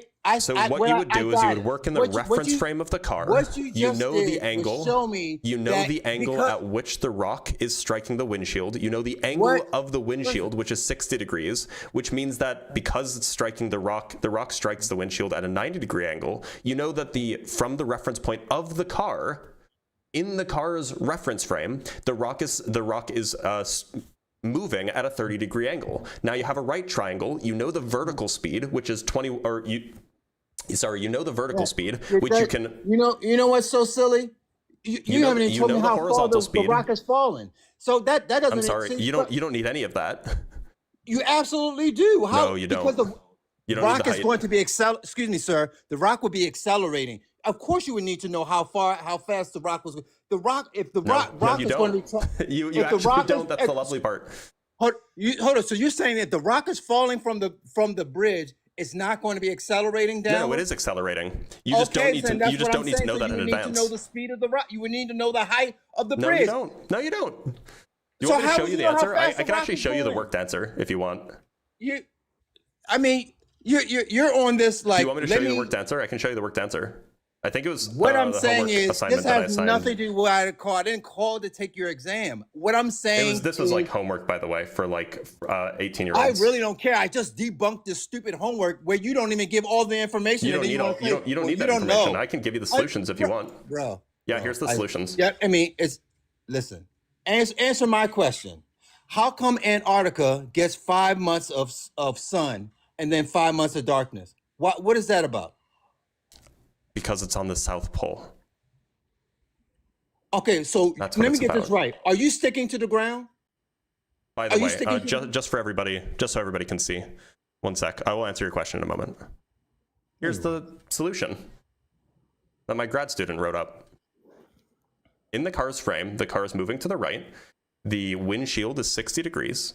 The car has a velocity of 21 meters per second, which means that relative to the car, the rock is moving horizontally at 21 meters per second. And so you can use the angle, which is known to be 90 degrees relative to the windshield, and basically the shape of a right triangle to establish that the relative speed is 14 times the square root of 3 meters per second. You don't need to know how fast the rock is going. You can actually find how fast the rock is going. Anyway, how do you find out how fast the rock is going without knowing how far it fell? That's how. Because now, you know the angle that it makes with so you didn't understand. I understand that. I really Look, thought you were serious. so you don't know. You don't understand it, and that's fine. I can explain it for you. The point is, you know what its horizontal velocity is. Leave the equation know up there what it's. so I can just tear it Sure. apart, sir. Yeah. Go ahead, tear this apart. Okay. Tear it apart. First of all, thank you. So you're saying you're asking where's the velocity? How fast is the rock going? You don't need that information to solve this problem. What equation are you using? What equation? You're using right triangles. So we know what the right triangles is not an equation, sir. Yeah, essentially we're What using is the equation? we are using the definition of the sign. This is basic trigonometry. I'm stupid, but I'm know. sorry. You're right. Do you want me to explain it to you again? No, so show we know. me. Don't we know. explain I'm anything. showing. Show I'm me showing the it to you right equation now. you're using. I am. You said you guys that you said you're third grade. This is what I'm saying. So this is like the foolishness. So in the car's frame, this is a diagram of what's happening. We have that the car is moving to the right at 21 meters per second. Where's the formula? Classic You're just engineer showing me only understands formulas, doesn't understand diagrams. I get it. The car is moving to the right at 21 meters per second, which means that the rock from the car's frame is moving to the left at 21 meters per second. You want to find the relative velocity. Now we know that the angle of the windshield is 60 degrees. Velocity? Yeah, that's what the question asked. We know that the angle is 60 degrees, obviously not drawn to scale here. So you can use that. These are basic trigonometric facts that you can find the angle here between this being 60 degrees and that being 60 degrees, and then you can just use the definition of the sine. You're making so many assumptions. The sine of 60 degrees. Of the windshield. You don't need any of this. You have to know how fast. You don't need any of this. You don't need any of that. You just need to know that the sine of 60 degrees is equal to the velocity of the car divided by the velocity of the rock relative to the car. That's all you need. That's a basic trigonometric fact once you draw out the diagram, and then you can solve for the velocity of the rock. How heavy is the rock? That's unrelated to the speed. It's unrelated to the speed. I didn't come up. Okay, so let me get this right. I'm the Man, first person. and you're a civil the engineer? actual Oh my engineer. god, bridges I'm the that you first bridges person that you you actually that you build are gave going to a- collapse. This is so embarrassing for You you. gave, yeah, it's so embarrassing that you gave me a test. That was good. I love that. Like, okay, And you so failed. your job is when you find somebody who actually knows what they're talking about, you give them a But you test that is don't. But erroneous. you don't know what you're talking about But because you you don't couldn't know what you're solve talking about, 'cause it's on so I've TikTok. assigned this homework assignment specifically. I've assigned this I homework don't care assignment what you to assign. Your 18-year-olds students are 2 actually must weeks be after they stupid. start. I 2 weeks really after don't they start care. college, they're able to You solve haven't this shown me question. one formula. Oh, you just showed me an angle, and that's supposed to mean something? Here's a formula.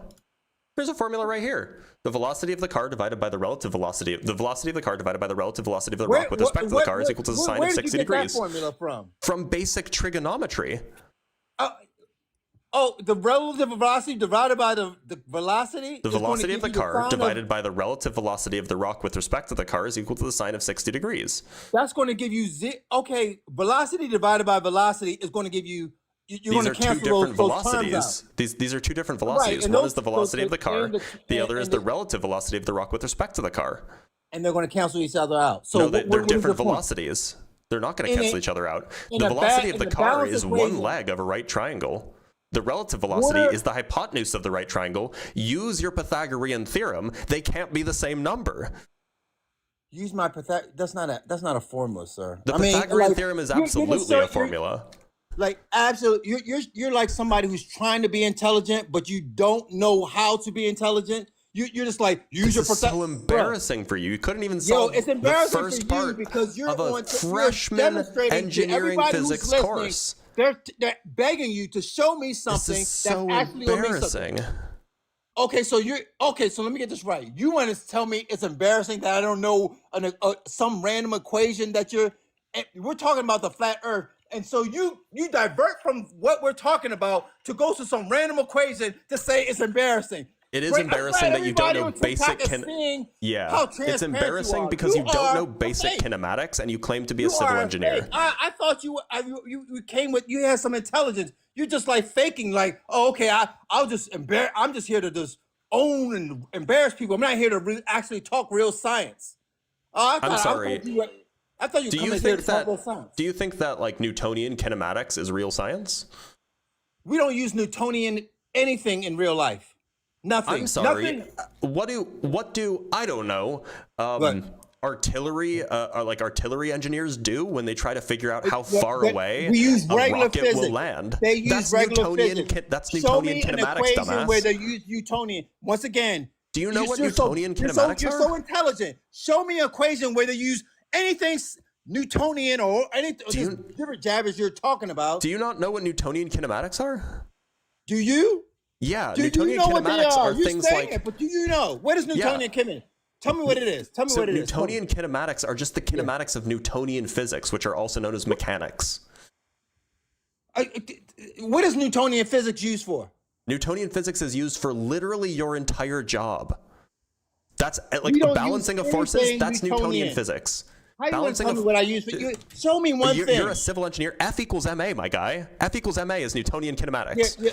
Actually, that's No, Newtonian that's dynamics. just Well, normal yeah, that's physics. kinematics. Forces That's and mass Newtonian times stuff, kinematics, that's my guy. normal physics. Or But rather, even that's that dynamics, has to be more applied specifically. in some fashion. You just can't say mass times accelerator. You have to apply it because depending on the type of situation, it's going to be different. So you're just rambling off. F equals ma. Anybody can know that from physics. You're not even. That's I thought you were Newtonian intelligent. mechanics. I thought you were intelligent. You're just like smug, stupid. And I thought you were a civil engineer. But you haven't proven anything by giving me some random thing great from boy. your. I you have just wanna proved show me- something. I've proved that you're not a just civil wanna show me something engineer. From your grad school. I've proved that Is you're that not a what you civil were trying to engineer. do? Or if you are a civil engineer, you haven't used your brain in difference- 30 years. Listen, at this point, your point is just to deep. Your point is not to actually talk about what we're talking about. Your point is just to say, oh, well, hold up. This guy's qualified. Let me sort of like make him unqualified. Oh, you think you're this. You think you're that.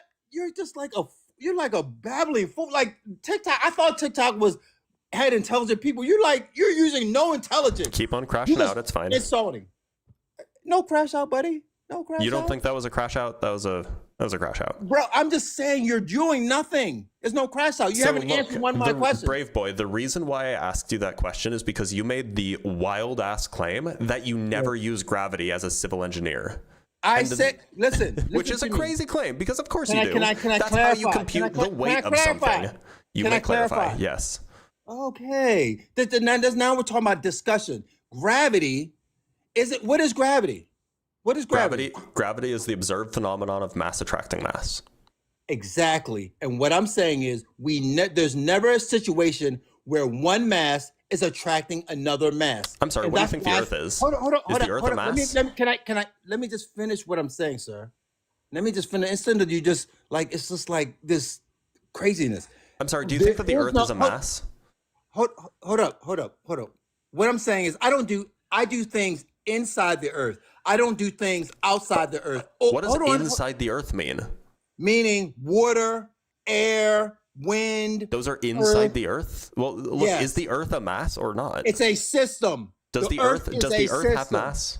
Like the ground, the rocky bit, does that have mass?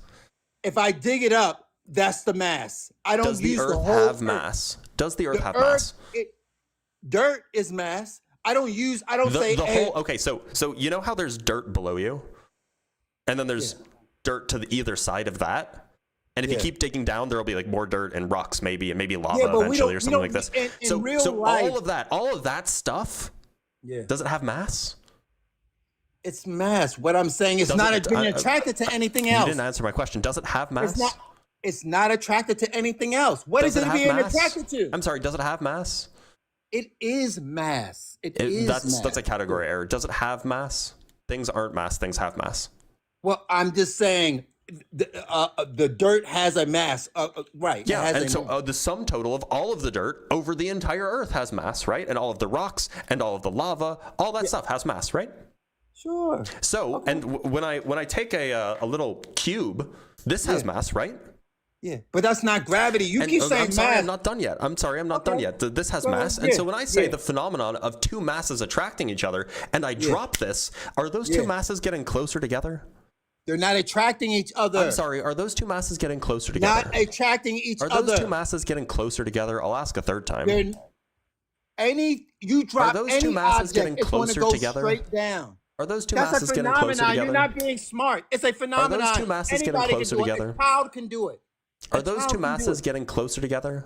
Are they attracting each other? No. That was my question. Are they getting closer to each other? Are they getting closer to each other? No. They're not getting closer to each other. So you're telling me. So to be clear, and I just got to mute you for a second because I just want to clarify this. So to be clear, you're telling me that when I drop this, it's not getting closer to the ground? Is that what you're telling me?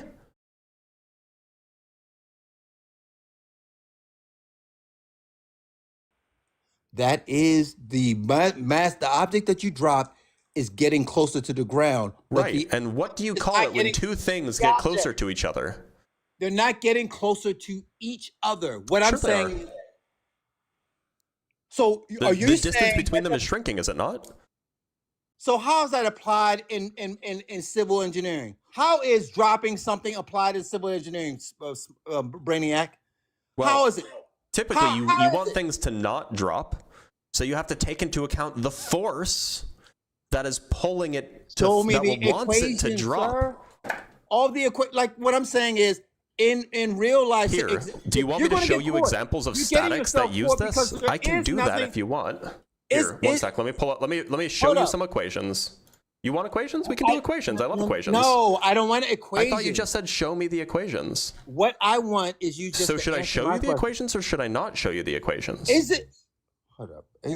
What is this like? I won't. Do you want the equations or do you not want the equations? Yeah. So here we go. Here's some equations. Serious debate. No, you're not. Well, I realize you're not serious. You're not a serious. So here's a homework problem. This is from week 7. I don't need another homework problem. Apparently you do because you got to practice. You got no. This is a you gave no one else problem. your homework. What do you give me homework for? Because apparently you need to practice. Maybe you should go back and take your qualifying exam. Are you sticking to the ground? So if we have a construction crane with a load of 2,000, if we have a construction crane with a load of 2,000 kilogram cargo, A construction crane has a load of 2,000 No, you kilogram don't, cargo right? container on one side of is its that? lifting arm and a tension wire on its other side to support the weight. I'm not The angry. crane's tower is 20 meters from the end of the lifting arm and 10 meters from the tension wire. The tension wire makes an angle of 15 degrees with the vertical. The lifting arm of the crane going has a on mass is of Dr. 1,000 Blitz kilograms and giving me the homework. mass is uniformly distributed. By the way, I turned your volume down, so your volume is much quieter than mine. Now, question 1. What are the forces on the lifting arm of the crane? Do you know how to find the forces on the lifting arm of the crane? That's civil engineering, right? This is statics, yeah. Well, it's civil engineering. They blend in. But what I'm saying to you is, are you sticking to the ground? I'm sorry, what are the forces on the lifting arm of the crane? No. Are you? You're not sticking to the ground? You're not sticking to the ground. I'm Does sorry. water stick to What the are ground? the forces Nope. between the lifting arm, or Water what can are the only be forces in on the something lifting that's a arm of the bowl. crane? Okay, well, look, I guess you don't want to answer because you don't know how. The second No, question I is, do. what is the magnitude? I understand trusses and What is the and magnitude static of the force. tension force on the tension wire? This is the wire here. What's the magnitude of the tension force? Now, we can actually just go pull up the we can You're just doing. just go pull hold up on. the homework Can I solutions ask, if you okay, want. can I ask you a serious question? Can I ask you? You a can serious ask me question? whatever you want. All right.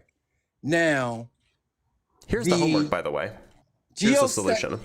Geospace. So we have a whole bunch of different forces here. So look, hey, look, it's an equation. Look at that equation. Isn't that a lovely equation? And we can What even does it solve mean? for I the mean, equation to get what does that mean? 46.4 kilonewtons. Isn't that great? We don't use newtons. Oh, I'm sorry. I thought that we were talking about science. You use foot Yeah. pounds? Yeah, foot pounds. Yeah, I mean, you could convert it into newtons, but I'm just Or I'm saying. sorry, in no, a you general use sense. pounds force, not foot pounds, because foot pounds is a torque. Okay. Yeah. I mean, yes, of course. So, yeah. so newtons is what scientists use. I would imagine No, that that's what I- you use during your degree. Now, these are all no, equations, and I'm sorry, saying what's that little g there? What's that little g? Milligrams per liter. Is that what you're doing? What's the little g there? You don't know? grams? That's weight, right? Oh, what you think that the G stands for grams? Well, I'm sorry, we have the force equals mg, F equals mg. What does the G stand for?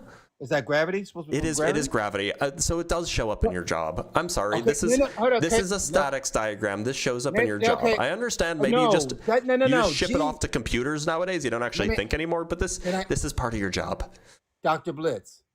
So you said gravity is attracting. Where is that G attracting to anything? It's G attracting is to the just a ground. downforce. No, sir. See this is where a real engineer teaches you a little something. G is just a downforce. Yeah, what And kind G of is a force is it? downforce that's done What is the everywhere origin over of the world. force? Yeah, Are what you is the sticking to origin of the ground? force?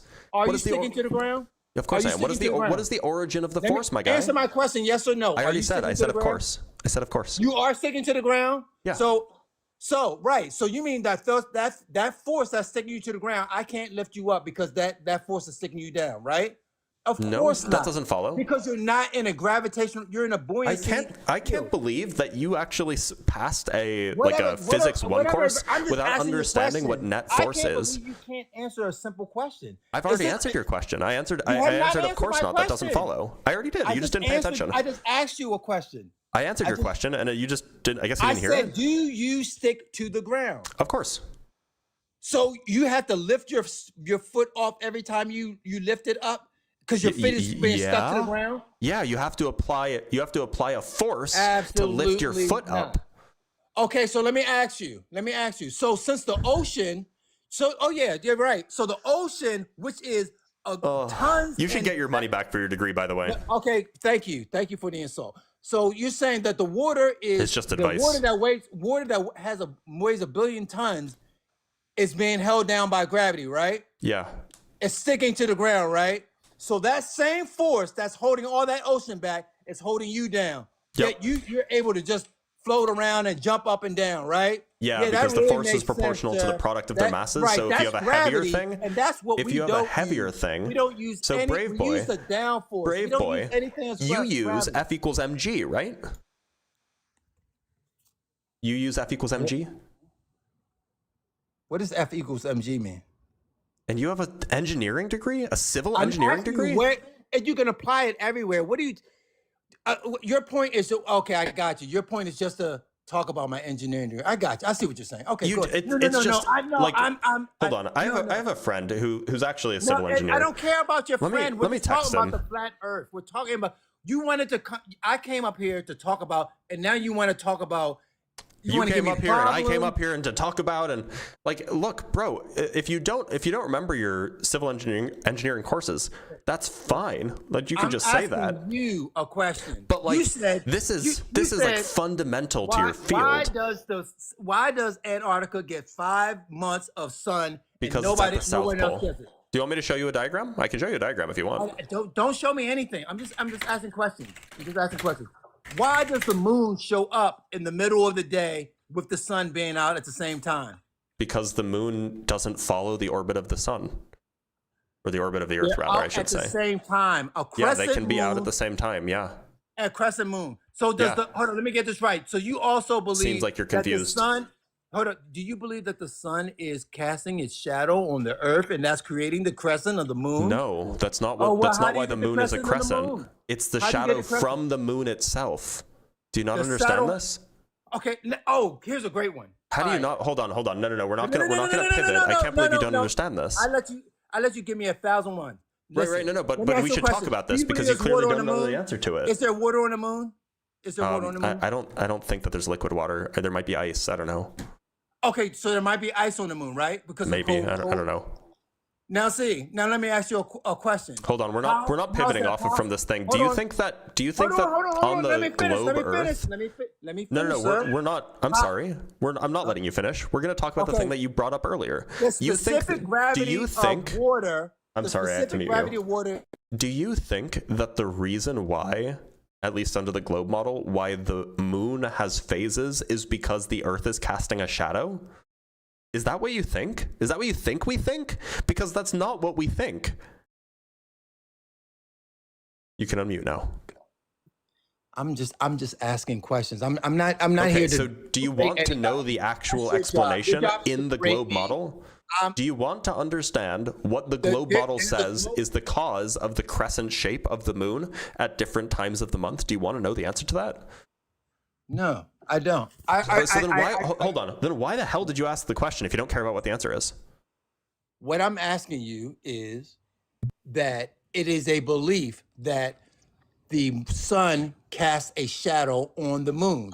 And it's impossible for the sun to cast a shadow on the moon if I see a crescent moon out in my sky and so the sun. you say it's impossible, but you just don't want to know how it's possible, I guess. Hold on. Let me just finish what I'm saying, sir. I'm giving, because everybody in the audience, when they go out, and especially at this time of year, they all can go out and see the sun and the moon out at the same time. It's not like I'm saying something crazy, because we've all seen it. And what I'm saying is, when the sun and the moon are out at the same time, it's impossible for the sun to be casting a shadow on the earth and then see the moon in the crescent form, because they would be at two different places. The moon's crescent It's is not from the impossible Earth. for the sun to cast a shadow. The moon's onto crescent the is not earth. from the Earth.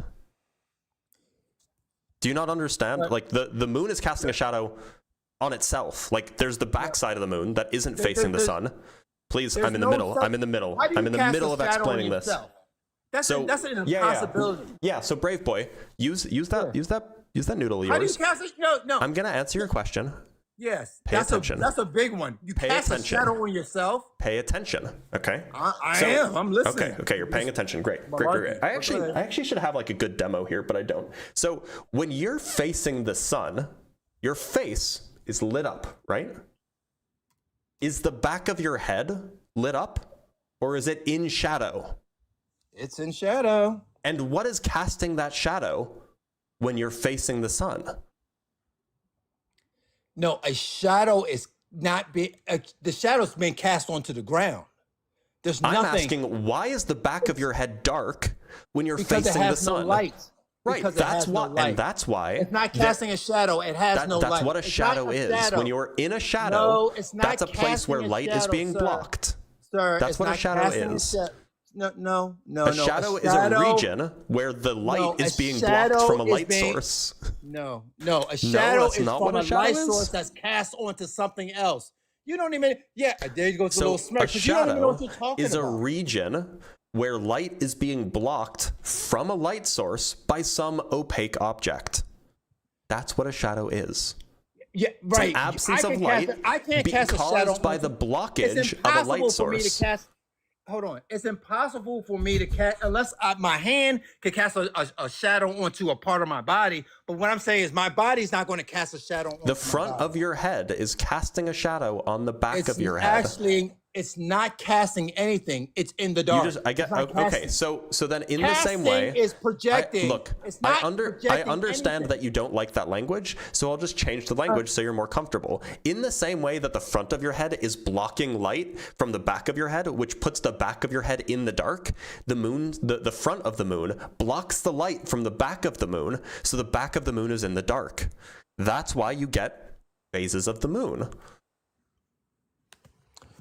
Oh, okay. So you're saying that when the sun is out and I'm seeing the sun at the moon at half crescent, that you're saying that somehow I can see the dark part and I can see the light part. Well, no, you can't and see the when- dark part because it's Huh? dark. That's why you can't see it. Actually, in the daytime, I actually can see through the dark part and I actually see the sky. And I see the part that's not shown on that crescent part. No, you don't see the dark part at all. The dark part's not giving off light, which is why you don't see it. Because I actually see the part that's circular, and everybody can. There's nothing I'm saying that's weird. Anybody who could go outside and when they see the moon during the day and they look, they'll see a transparency between where the crest was supposed to be. Oh, I see what you're confused by. You think that the moon is below the sky, but the sky is between us and the moon. No. And so the sky, because the sky is blue, whatever is not emitting light will look blue, which is why the part of the moon that you can't see looks blue because the moon is the moon is beyond the sky. That's a great explanation, but what I'm saying is, as an earth scientist, I really You're not an earth scientist. I don't care about what the moon. I don't know anything about the moon. I know you don't know anything about the moon. Yeah, right. And I claim I know everything about the earth. Right? I don't think you know anything about the earth either. By the way, Well, you don't even just know- as a question, just- as a quick okay. question. All right. Do you believe in the heliocentric or the geocentric model? It's a category of the error. Earth? Do you believe in the heliocentric or the geocentric model of the Earth? A good simple way of describing the Earth's path is that it orbits the sun, if that's what you want. I'm saying, do you believe in the heliocentric or the It's geocentric? a category error. The question is mistaken. There's no one, like it doesn't make sense to say I believe in one or the other. It's just a different choice of reference frame. Now, okay, just to say 1,000 years before Christ. I have a quick question. Hold on. Hold on. Okay, you know what? 1,000 years I'll give you before one. Christ. Hold on. 1,000 years before Christ. What was the model of the Earth? Was it a geocentric model? They had a flat Earth model. Okay, was it the geocentric model? No, the geocentric model refers to a specific thing in which the sun was it the orbits the Earth heliocentric and the model? Earth is a sphere. No, it's neither of those. Okay, so so let me ask you a question. That's a great question. Now, so you're saying 1,000 years before Christ, they had a flat Earth model, right? Yep. Now, It let wasn't me really ask even a you- model, by the way. It was kind of just Okay. like a vibe. All right, But fair yeah. enough. Fair enough. What about that model is not true today? What Oh, yeah, about that? so model? that Hold on, model hold on, can't hold take- on. Let me I'm be answering clear your for question. audience. Hold on, I'm let me be answering your clear question. for your audience. So I make clear. What about that flat? It's not that hard, sir. What about that flat Earth model is not true today? Everybody. I'm answering your question. They there you can't go. account for time zones. That's- Their model had simultaneous night for everybody. Okay, so not gravity, not all this other stuff, just the time zones. Oh no, there's so much that it gets wrong. That's just the simplest one. Oh, okay. Well, what I'm saying is that model, I can do anything that they used in that model. I can do today, and I No. use in engineering. Tell me what I can't do. Tell me You what I can't use can't time do. zones.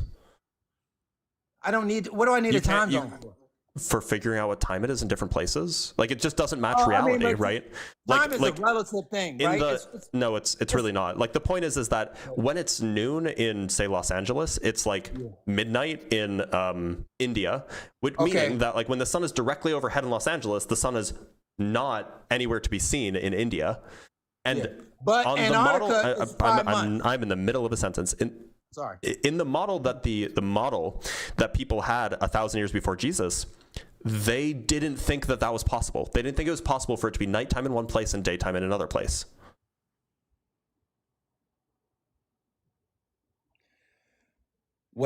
Okay, so Antarctica, which are you going to address what I said at all? What I'm saying, a time zone is fine. That's I'm not disputing a time zone. That's not even right. So that's how we know that their model was incorrect. Because it can't account for the observations that we have. Okay, but you're saying you know that, but once again, I'm saying my model takes into account for the fact that the sun moves in a certain way where the sun revolves around Antarctica and Alaska for 5 months with sun showing, and here in America it doesn't show for 5 straight months. But somehow you believe that works on a globe. How does it work on a flat Earth? That's how it works on the flat Earth. That is the point. So what? So do you have a map that you'd like me to refer to that I can see where the sun is? Go to the United Nations logo. That's the map. Okay. The United Nations logo is the map. Okay, great. I'm sure that this is what you think, and this is not going to go well for you. Let's pull it up. We're pulling it up. Don't worry. I just want to pull up a high resolution version of one because, that way then more people can see it. That's low resolution. This one high resolution? Okay, this one's pretty good. Great. So you mean this, right? That is a model. Once again, that's what you're working with, right? No, I'm not working with any. I don't work with any. This is what shape you think the Earth actually is. I don't know what the shape the Earth is. Okay, so then why'd you tell me to bring this up? You said, do you have a map? I don't know what the map is. I'm just saying. Okay, so you don't think that this accurately corresponds to the shape of the Earth? What I'm saying is, or the distribution of continents, perhaps. I have zero clue about that. Honestly, I'm sure. Clue. Yeah. So do you want to see how the 5 months of Antarctic day works on a globe? Yeah, I'd love to see that. Okay, let me see if I can find a useful diagram for you because it might be tricky too. So people in Antarctica are sticking to the Earth underneath us, right? Well, people in the South Pole are sticking.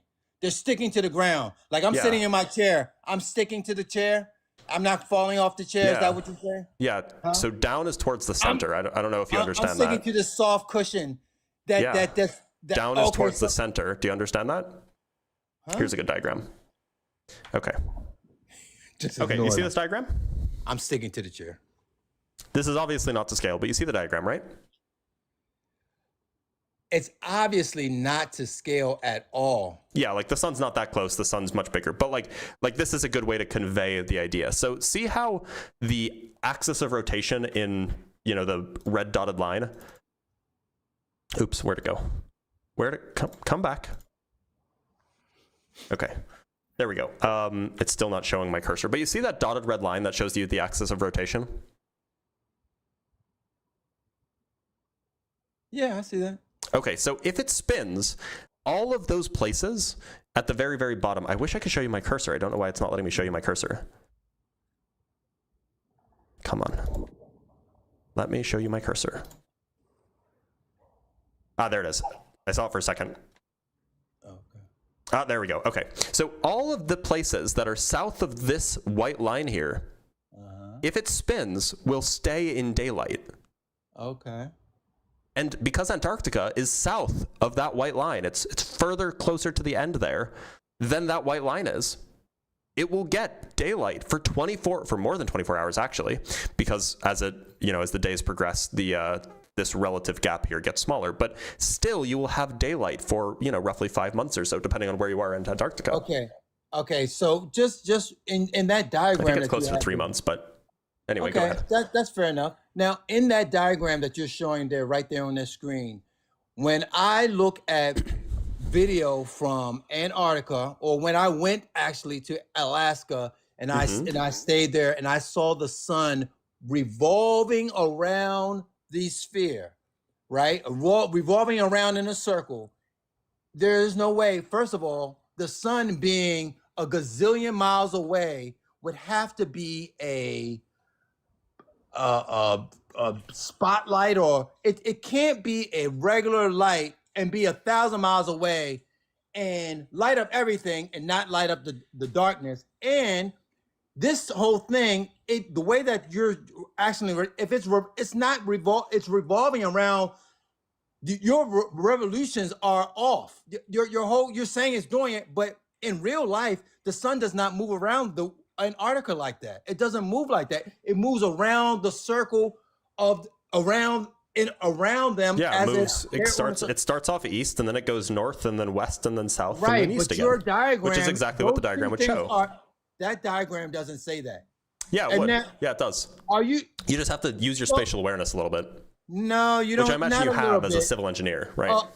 Okay, now you just want me just to drop all sense of sensibility. I mean, like, if you were standing, oh, you can't see my diagram again. This is so annoying. If you were standing, say here, then Upside initially, down, stuck to the so earth. yeah, you're standing upside down. Initially, and I'm the stuck to the earth, right? Yeah, definitely. Initially, the sun Are would you look stuck like, to the earth? yes, initially the sun would look like it's south, and then 12 hours later, you would be over here, and it would look like that it is north. I'm sorry, I got that Upside backwards. down. Over here, it would be north. Over here, it would be south. So over 24 hours, it would go from appearing that it's in the north direction to appearing that it's in the south direction. And then if, this is a 2D depiction, so it's hard to show. But once you got to around here, it would be like it is in the east direction. And when it's on the other side, it would be like it's in the west direction. Do you know how far the sun is supposed to be away from the earth? Around 93 million miles, yeah. So you're saying this 93 million mile away light is just very calmly just moving around the circle of the earth in these perfectly generated spheres, and it's all perfect. Your and incredulity is not an argument. It only shows your ignorance. I'm just asking you a question, okay? Like, what is this? What is this demand to sort of like vilify the other side? What is that demand about? You're like, everything you say is like somehow, well, you're just stupid, and you're a dumb engineer, and you're dumb. Where'd you get your degree from? Like that, I understand that's the model of how to engage with people. It's just like Because you're not engaging honestly, that's why. Because you're just You haven't been engaging honestly with me this entire time, so you're I'm kind of demeaning giving and all you this other back stuff. your. I'm kind of matching the energy that you have. As civil as possible. I'm not demeaning. Oh no, but you're not. You're engaging dishonestly. No, I'm Like being every time I bring up something that contradicts your worldview, you change topics. You try to pivot as hard as you can, or you ask incredulously, "What? So you're sitting? So people down there are upside down? Like it's not an honest engagement with the. It's not an honest engagement with the actual worldview. That's an honest question. Yeah, I'm giving you what you deserve because you're engaging dishonestly.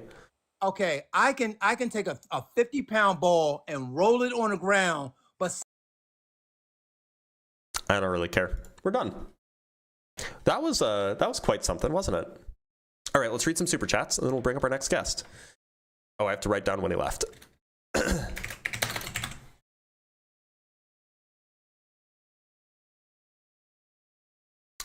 Sorry, that was a long conversation, but we had to let it play out.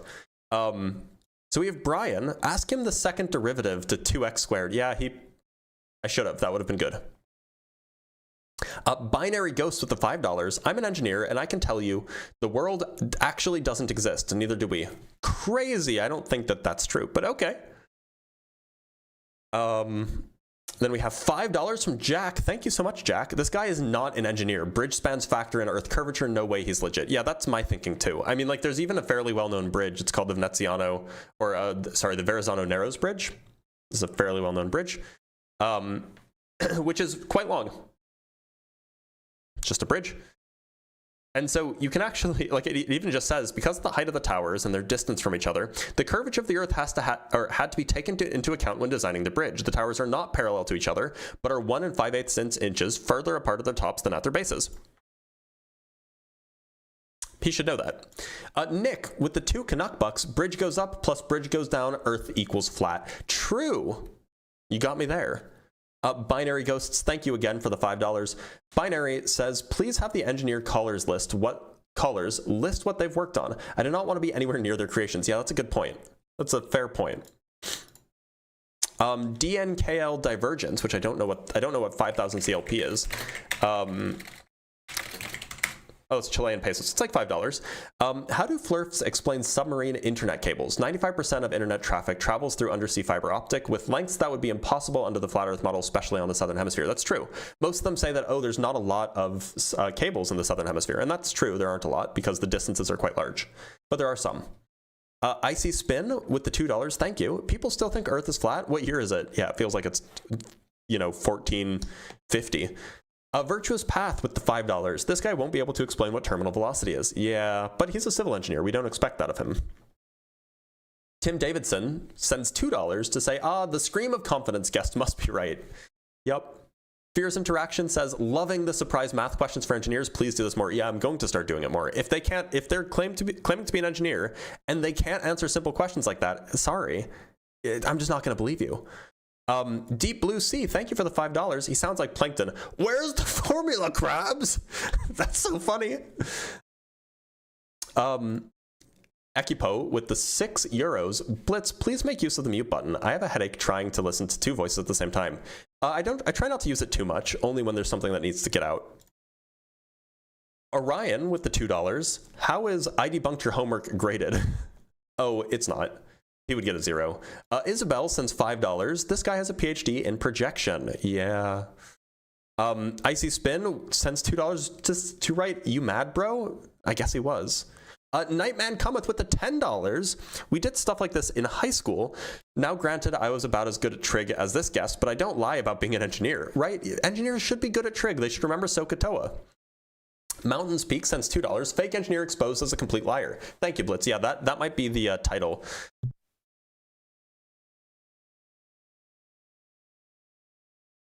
I think that's going to be the title of the YouTube video. Carissa Wieland sent 10 Dr. Blitz Debunks gift memberships. By the way, y'all, if you are a Dr. Blitz Debunks gift member, or if you're a Dr. Blitz Debunks member, period, then you actually can get access to the debate notes. Now, the debate notes are here. It's these things, which have access to a whole bunch of questions and sources and papers and all sorts of things like this. I should show it to you guys too. So you guys should consider becoming a member on a member on Patreon or a member on YouTube. It's like $4 or $5 a month.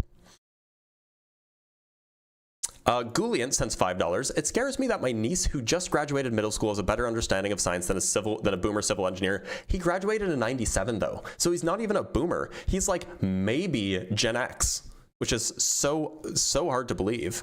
Duke of Shaska, yes, you try to be intelligent, but your gravity has nothing on Brave Boy's degree in civil incredulity from the University of Life Department of feels like. Yeah.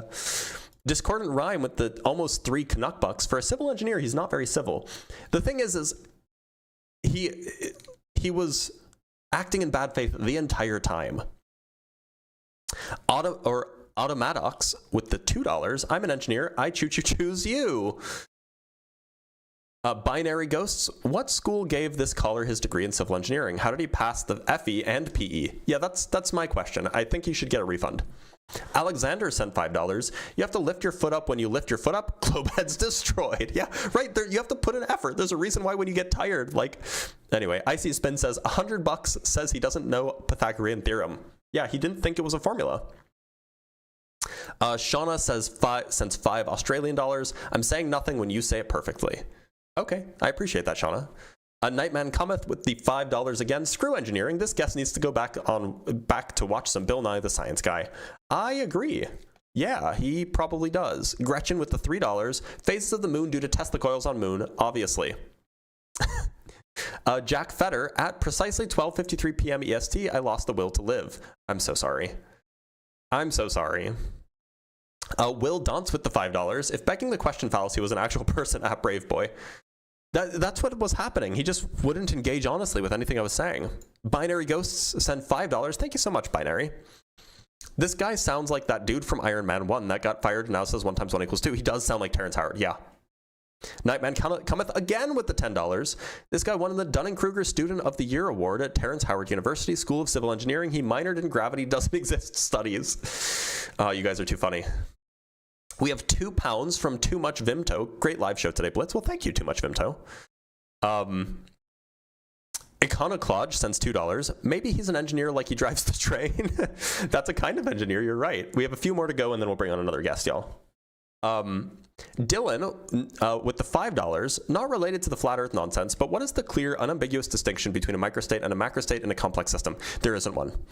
In thermodynamics, you can talk about the total number of you can talk about the complete set of variables you need to describe macroscopic quantities, like to describe things like temperature and so on, but there isn't a clear, unambiguous distinction for general systems.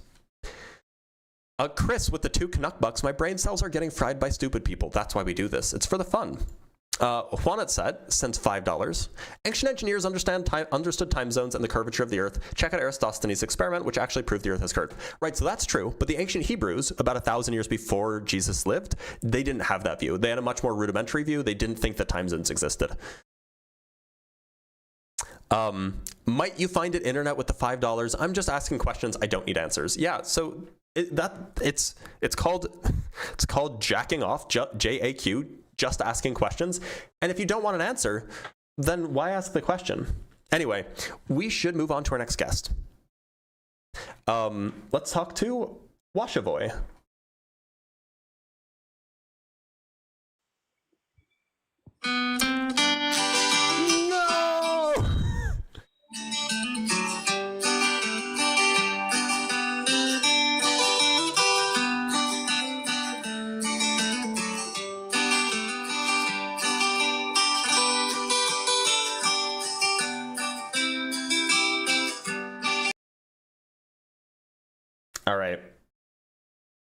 All right, let's talk to Azazel.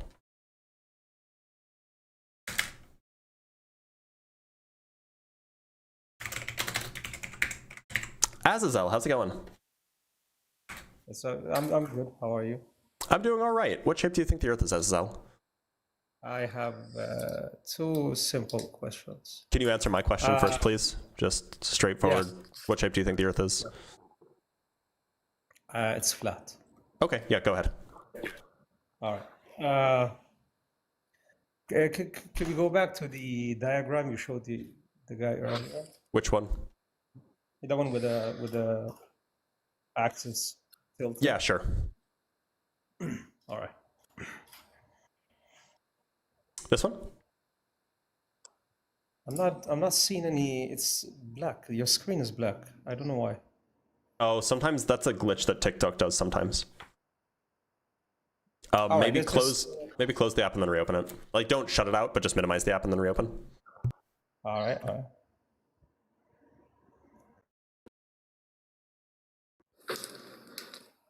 Can you see it now? Nothing. Okay, well that's on your end. Everybody else can see it. Oh, it's all right. Let's just pretend we're looking at it. All right. Yep. All right. I know that the Earth is, according to the globe model, the axes are tilted and how the whole system works. My question is, if you are standing at the equator and you're looking at the right above you 90 degrees, it's called, the line prime vertical. You know what that is, right? I see that. You're looking straight up? Yeah, straight up. Okay. How does the stars move at the prime vertical at night in the equator, according to your globe model? Because the Earth is rotating, and so even though there's I don't. Can you see the diagram yet? I see it. Yeah. Okay, one sec. Let me just fix something and see if you can. Okay, so if you're standing here, say it's midnight, right? You're standing here. You're facing this way, straight up. Exactly. Will be pointing in one direction. It'll be pointing towards a star that's going in this direction. But as you rotate, as the Earth rotates, say now you're here, pointing straight up, like maybe it's now 3 in the morning or something, pointing straight up will be kind of like out of the screen towards you at an angle. So that will just point at a different star.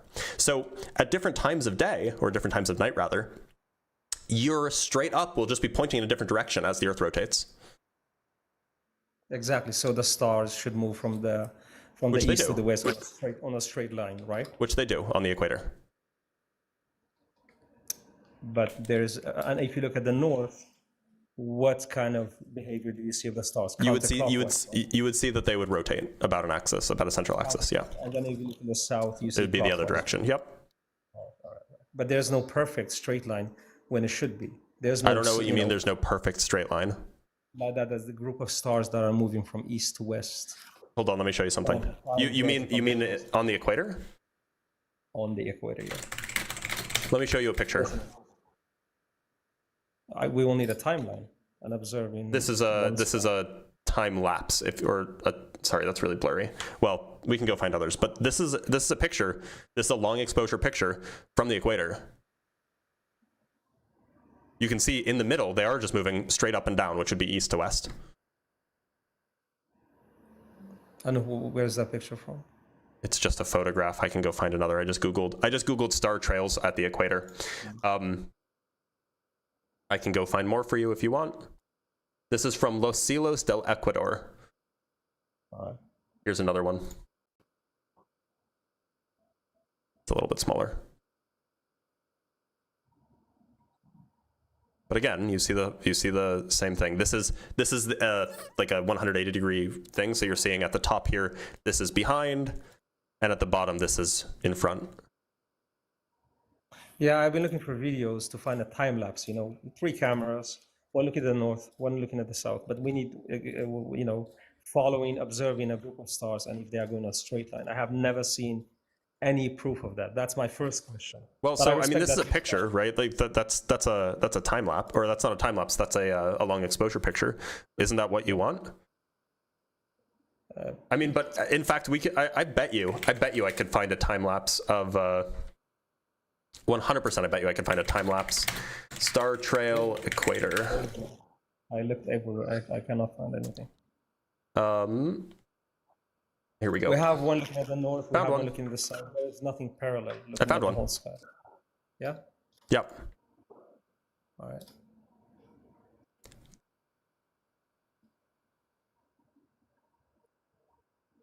You can see in the middle, the ones are moving straight, right? All right.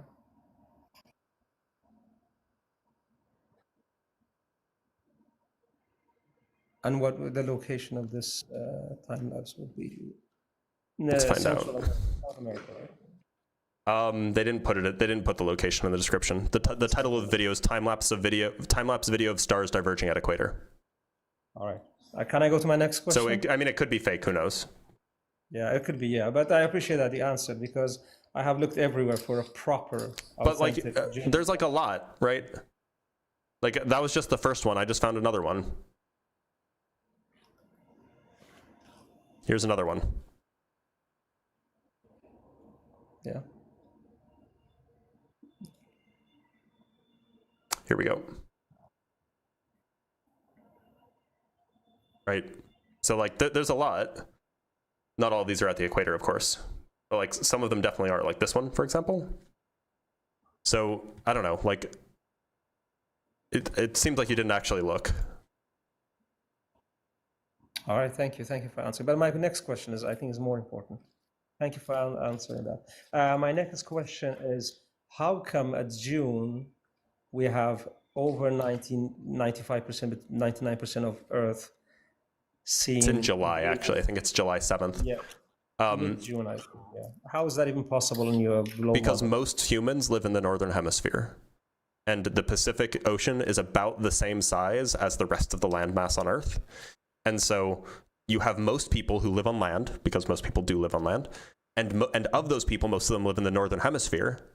And so at like around noon, which is around noon for like, it's like noon for like the Middle East or something like this, on July 7th or whatever it is, that's when most of the land mass of the Earth that has people on it is illuminated. It's not 99% of the Earth is illuminated. It's 99% of the population is, and the humans are not uniformly distributed on the Earth. But the claim that they say it's Earth itself. It's not people. Then whoever's making that claim is wrong, because it's not the Earth itself. It's the people. All right. Thank you for answering. I enjoy that. Thank you very much for letting me come in. You're welcome, SSL. Thank you for being here. Bye-bye. Bye.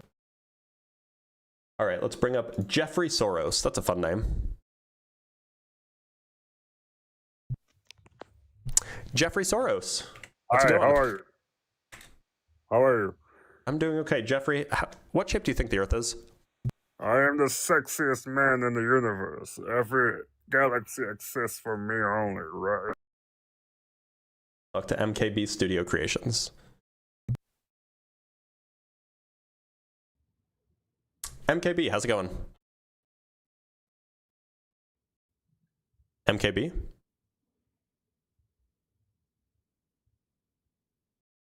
MKB? Looks like they're not here. Let's bring up Zen.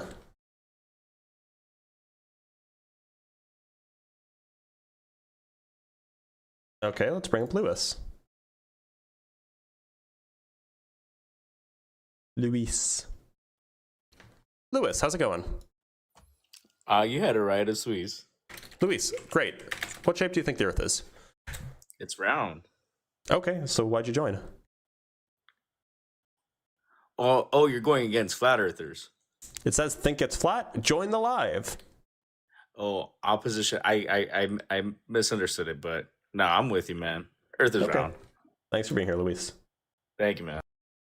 All right, let's talk to maybe Denzel or Denzel. Maybe, hello. how's it going? I'm alright, how are you? I'm doing it A-okay. What shape do you think the Earth is, maybe? Alright, yeah. So I think it's round. I gotta say one thing. If you think the Earth is flat, try to make your own experiments and do your It says join if you're opposition. Please follow the rules next time. All right, let's talk to XRID. It says X-Rid. flat Earth is dead, brother. That's what it says. What shape do you think the Earth is, Rid? I think it's round. Okay. I'm just letting you know. That's what everybody's seeing. Yeah, it does say flat Earth is dead. That's what's standing out to me and everybody else. Yeah. Much love. Because flat Earth is dead. Well, at least it should be. Unfortunately, it seems like it's not, but it's still a good prompt.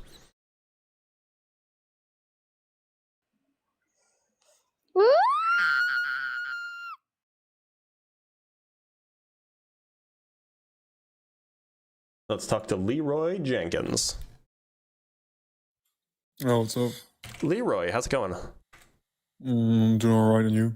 I'm doing all right. What shape do you think the Earth is, Leroy? It doesn't matter. It doesn't matter. For some people, it's flat. I'm asking what shape you think it is. That's insignificant for my argument. Then why'd you join? Well, first of all, I wanted to say that flat Earth is anything but that. I think in Brazil, 12% of the population define as flat earthers. So actually, they are on the rise. You're losing this battle, unfortunately. So why did you join, if you don't want to talk about the shape of the Earth? Well, it says on your prompt, flat Earth is dead. I just went out to tell you that it's not that. And then besides that, why does it Sounds like you actually don't matter? want to talk about the shape of the Earth. That's fine. Uh-oh. It looks like our guest box is empty from people who I want to talk to. I guess that, I guess we'll just have to wait. There are 1,000 of y'all. You guys can absolutely join the live and we can talk. Oh, I'm not going to talk to Angels of Light. I've already done a formal debate with him. He's a dishonest interlocutor. Why would I want to engage with somebody who's dishonest?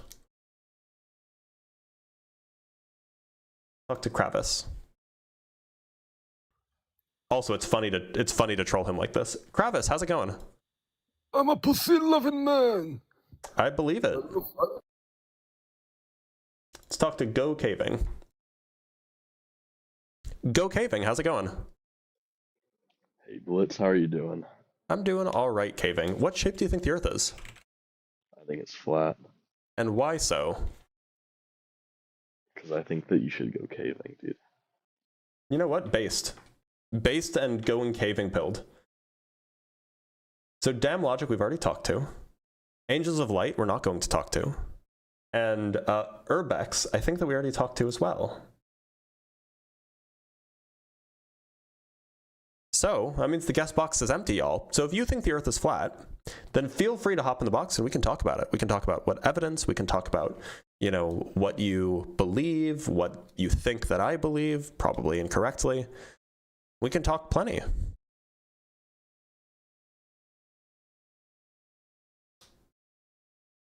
Religion debate instead. We only have like 30 minutes left anyway.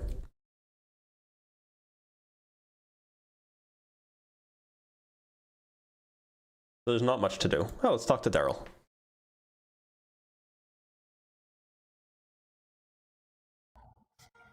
Daryl, how's it going? Good, buddy. Glad to hear it. What shape do you think the Earth is? I want to know. Okay, so I'm a round earther, but I'm also a flat earther, just newly starting to look at it.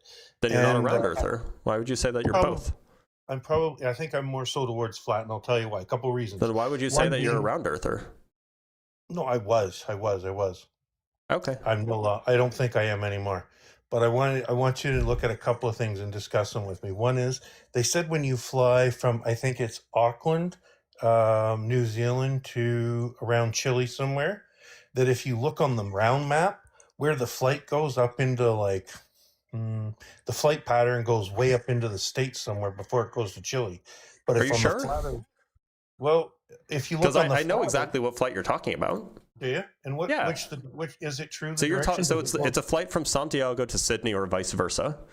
Okay. Sydney, Australia, not New Zealand, and it actually doesn't. If you go look at the flight tracker, it actually flies south. It does go south. It doesn't cross over. It doesn't cross over the north at all. It's actually in the air right now. It's flying southwest. Interesting, because I seen it before, and they said that it stops somewhere in the States before it goes to Chile. And I thought, why the hell would it go way up there? But they're saying on the flat Earth it goes straight across. Yeah, So no. you're saying on So the- this flight on the exists. globe You Earth, can it go goes buy a straight ticket for across? it right now. You can fly from Santiago to Sydney. Yeah. It's about 14 hours, depending on the. I guess it's 13 hours, 17 minutes this time. You know, depending on weather and stuff. And it flies southwest, not northwest. Whereas on a flat Earth, you would expect it to fly northwest. Let me show you that picture. Let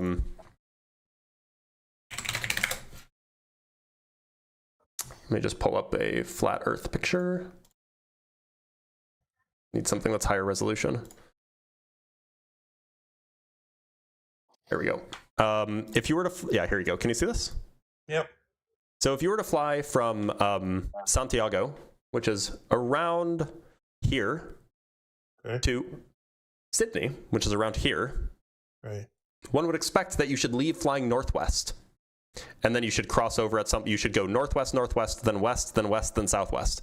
But in fact, what we see when we look at the actual flight tracker, this is like a flight that is currently in the air. They are flying southwest right now. They left Santiago flying southwest, getting close to the outer brim, in your view, and then getting and then landing in Sydney. That would be like going like this. You fly southwest here, then you go around the edge, and then you swing back up north. Now, why would they do that if the Earth was flat? Good question, right? It is a good question. I didn't see it as that, though. Okay, so when I seen it, as I said, I seen that they went through the States. So somebody doesn't know what they were posting, and I read it and looked at it as being true. It wasn't. So then, okay, here's my next question then. What about the radar system? Because they can. By the way, just before we move off this topic, there's actually another flight that's this is perhaps interesting for you. So there's this flight which flies from Santiago to Sydney. There's another flight that flies from JFK Airport in New York to Tokyo, which is it's a very similar flight. It's just kind of like flipped around the equator. See that? See what I mean? Yeah. And they take basically the same amount of time. This one's like just shy of 13 hours. This one is a little bit more than 13 hours. They take basically the same amount of time. And on a globe, that would make sense because the north of the equator and south of the equator are like the same. They're symmetrical. Right. But on a flat Earth, they're not symmetrical. All distances should be shorter north of the equator. So you'd be flying from JFK to Tokyo. That should be a shorter distance than flying from Santiago to Sydney. But they're the same distance. They're the same duration. So that should really make you question the whole flat Earth business. Okay, so now my Anyway, next you were saying? question. Yeah, go ahead. Yeah. So okay, so I know that radar waves, okay, cannot flex, but they can What do see you mean planes flex? sitting. They don't bend. They're straight. Sure they do. They They can bend. diffract. Yeah. Really? Yeah. Okay. I mean, Well, I mean, told that they like, can't. I mean, like, just as a good example, set up your Wi-Fi, and then go around the corner, and you'll still get Wi-Fi. Okay, but that's different. I'm talking No, about those the are radar waves. microwaves. Those are radio waves, which is what radar is. Oh yeah. Yeah. And you don't think it goes through the building? I mean, it really depends. Like, radio waves can bounce. They can bend around corners. Yeah, I think it would probably bounce around objects. I don't think it bends. I think it's straight. I think. No, it I mean, shoots like, straight, but I think it can diffraction is a deflect. thing. Yeah. Okay, so then my next big question is the photos. Why don't they have any photos from space of the round Earth? They're They do. saying that it's just a marble. All the pictures they said are Here, let me done show by you. AI and Let me show you. Let me find a good high resolution one. yeah, it hasn't been debunked by an AI guy. Yeah, so this is kind of a low resolution version. But here, this photograph was taken in 1972, before AI existed. I don't have any confidence in something from 1972. I don't think you should either. It's a Seriously. that we should have more confidence in it because it was taken before like CGI existed. Okay, good point. But it's color. Yeah, they had color photographs back then. Yeah.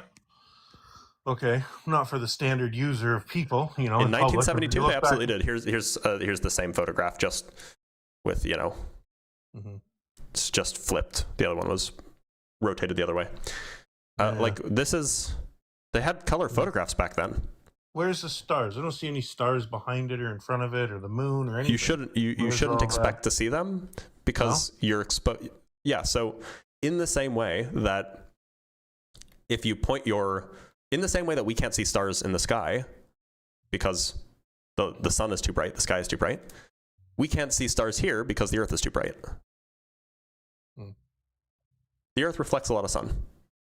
Okay. So that must that means the sun's shining on the whole half of the earth there. There'd be no dark. It's all be the same time of day. Yeah, Would it not? that is half of the earth is lit up all the Right. time. Yeah. Yeah. So you can't see the other half because it would be the backside or the last 3/4 of it, whatever. Yep. Okay, so then all these guys that are going on about flat Earth, they're saying that they can see Chicago from some point, and apparently it's a certain distance. I don't know how over 100 miles. And they're No, saying they how usually come say that not- it's like 50 or 60 miles. No, okay. And they're going if Earth is, the measurements for the curve or something are supposed to be 8 inch per square mile or whatever it is. Why can they see so much of Chicago? Well, so there's a few things that are happening there. So one of the relatively well-known people who made this claim, his name is Nathan Thompson. He just lied about his location. In fact, if you go watch his video, he said that he's in like some town on the other side of the lake, when you can just like look at where like from the video you can see the surroundings, you can tell where he is. He's in a place called Evans Dunes, if I remember correctly, and that's much closer. So he just lied. But there are places. There's a place in you can see, for example, Milwaukee from across the lake on specific days. When the weather and atmospheric conditions permitting, because as I'm sure you're aware, like mirages over the ocean or over large bodies of water are pretty common. And so if you have the right atmospheric conditions, you can see much further than you would expect if there was no air at all. Because air, like how glass can bend light, air can bend light. Depending on what the temperature is and so on, it will affect the path that the light takes. So sometimes you can see further than you should be able to, and that's easily attributable to atmospheric effects. Right. Okay, so here's my next question. Okay, this one's going to be tough for you, I think. I have a buddy of mine. He flies in the Canadian Air Force. He flies like one of their heavy fighter jets. And he told me that when he can hit like around 3 Gs or 2.5 Gs, I don't know what speed that puts him at or whatever, but he said he can hold at that speed for around 2 minutes or 3 minutes. Mm-hmm. And at the rate of speed he's going, somewhere around 2,000 miles an hour, he said over the distance he travels, his footage from Earth doesn't change. I don't know And he what that said, means. There's no way. Well, in other words, if he sees 1,000 feet above Earth, okay, when he does this, when he's done, say he traveled whatever 400 He's miles, he's much higher than 1,000 feet, by the way. I know, but I'm just saying his footage doesn't change at all. I don't know what you mean by his. I mean, like dreams. clearly, like the stuff that he sees will be different, right? He'll see different terrain. Absolutely. He will But see like he said mountains, he maybe, or sees the canyons, or Earth as whatever. flat when he's in a plane, just so you know too. He sees it as flat. He doesn't see any. And plenty of airline pilots will say that it's obviously curved. So like, I'm not really believing just like what a guy says. Like, Okay, I well, kind he's of require young. evidence. He's 23. I guess he's about 23 years old. Smart as a whip. I'm lie. I sure. know this kid from I'm a long sure. time. So does that mean that all the people who have claimed to have seen curvatures are lying? No, I don't know anybody who has seen curvature. That's all. Do you want me to show you a guy who not only saw it but took a photo from an airplane? With a proper lens. Yeah. He Because I know accounted for there's all a lot sorts of barrel lenses distortion. Yep. He Pardon accounted me? for all Yeah. of that. Yeah, let me pull it Yeah. up. Show me the picture. Let's see the picture. But let's just see. It's actually not even not a single picture. It's an analysis, right? It's a full analysis of accounting for all the confounding variables. It's a paper, actually. It's a scientific paper. Right. Well, that doesn't help me out. That's not proof. That's just what he wrote. We're not done. We're not done. So importantly, so the first thing that he did is he did an analysis of the photographs of like the horizon near the ocean or high up in the sky to figure out exactly how he can tell where the horizon is. That's what this graph on the right is.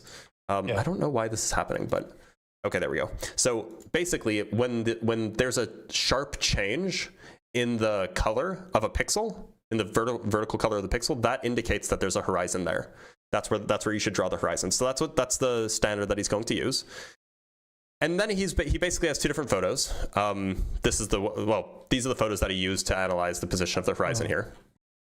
Now, he also noticed that for the same lens, same camera, same horizon, if the horizon is, sorry, let me move this.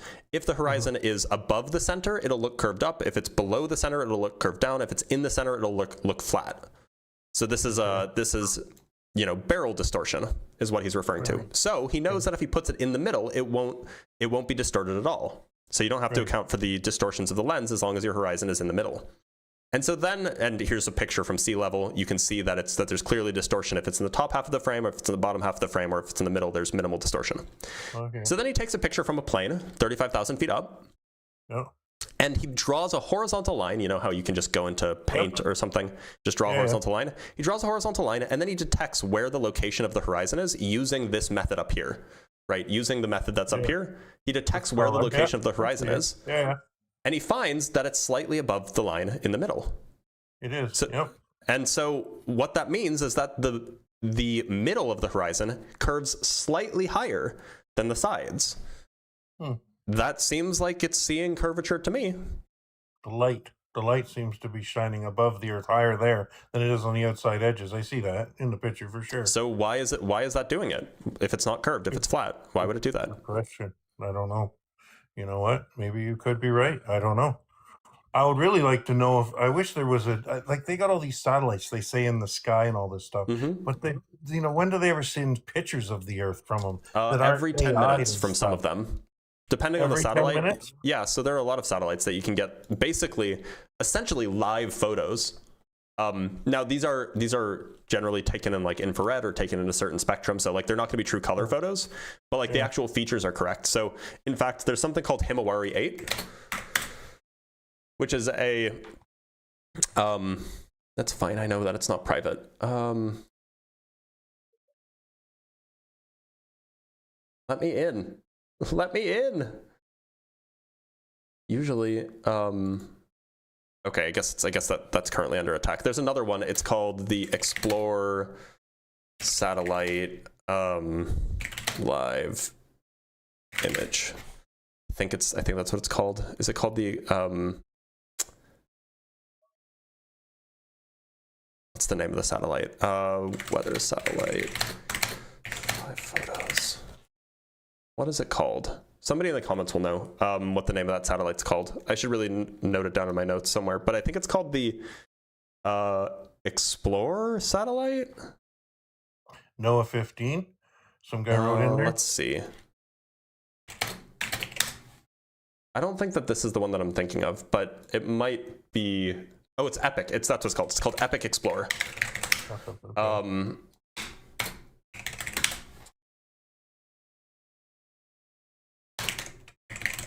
Epic, or is it Epic Discover? Yeah, it's Epic Discover, not sorry. You can see how I would get confused between Epic Discover and Epic Explorer. Yeah, so for example, these are from today, and it's currently just playing them all here. So this photo is from, what time is it? It doesn't say what time it is. I think we could probably read off something. Oh, sorry, you can't see this. But you can just go through, and you can just look at different parts of the world at different times of the day. Yeah. And you can, like, see it. Like, this... It's there. It's definitely round. Definitely round. There's also, like, yeah, that's a good point. There's also live video from the ISS that you can, like, it's a 24/7 live video from, on YouTube. Just type in 24/7 ISS live. Yeah. Let me show you.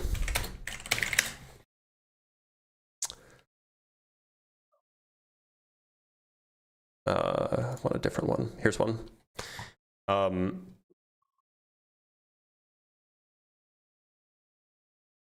let's scroll back a little bit. That was during the daytime. We just want to get some. Here we go. So the measurements must be wrong then on their 8 inches over the squared mile. It has to be. If these measurements are right, because the guys have gone down to the salt flats and they're measuring, and they said there's no drop, and they're measuring over hundreds of miles. I don't think that they're measuring over hundreds of miles. You know what? Yeah, that's the So thing. You don't know if they're generally, telling the truth. so generally, like, you should expect to get, like, really detailed numbers from these people, but they never give you detailed numbers. Which, is just a general trend amongst flat earthers. They rarely ever actually run good experiments or run actual, like, detailed stuff. They just say, oh, well, we can see this too far. Like, they never actually, like, run calculations or anything. So, that should give you pause. Yeah, that's for sure. Like I said, I'm, like, on the fence. I'm looking at what they're saying, and if what they're saying is true, right, and they're not lying, then it would make sense that it's flat or the measurements are wrong for the curvature. Right? But it's not, like you said, they're not given the exact measurements. Maybe they're lying. And they're never reproducible either. Yeah, they can't reproduce on a regular basis. Yeah, okay. All right. Well, good information. Good conversation, I guess. I wanted to talk to somebody about it because I've been looking at it thinking, what the hell's going on? Why are these flat earthers running their mouths off with no backing? Right? Yeah. But if that satellite is accurate, that's pretty cool. It is, yeah, and it's not just a U.S. thing. There's also the Japanese space program, the Himawari 8 satellite, which you can also look up. I think it's just down right now. Yeah. But thank you so much for being here, Daryl. Hope you have a good one. Yeah, you too, buddy. Thanks.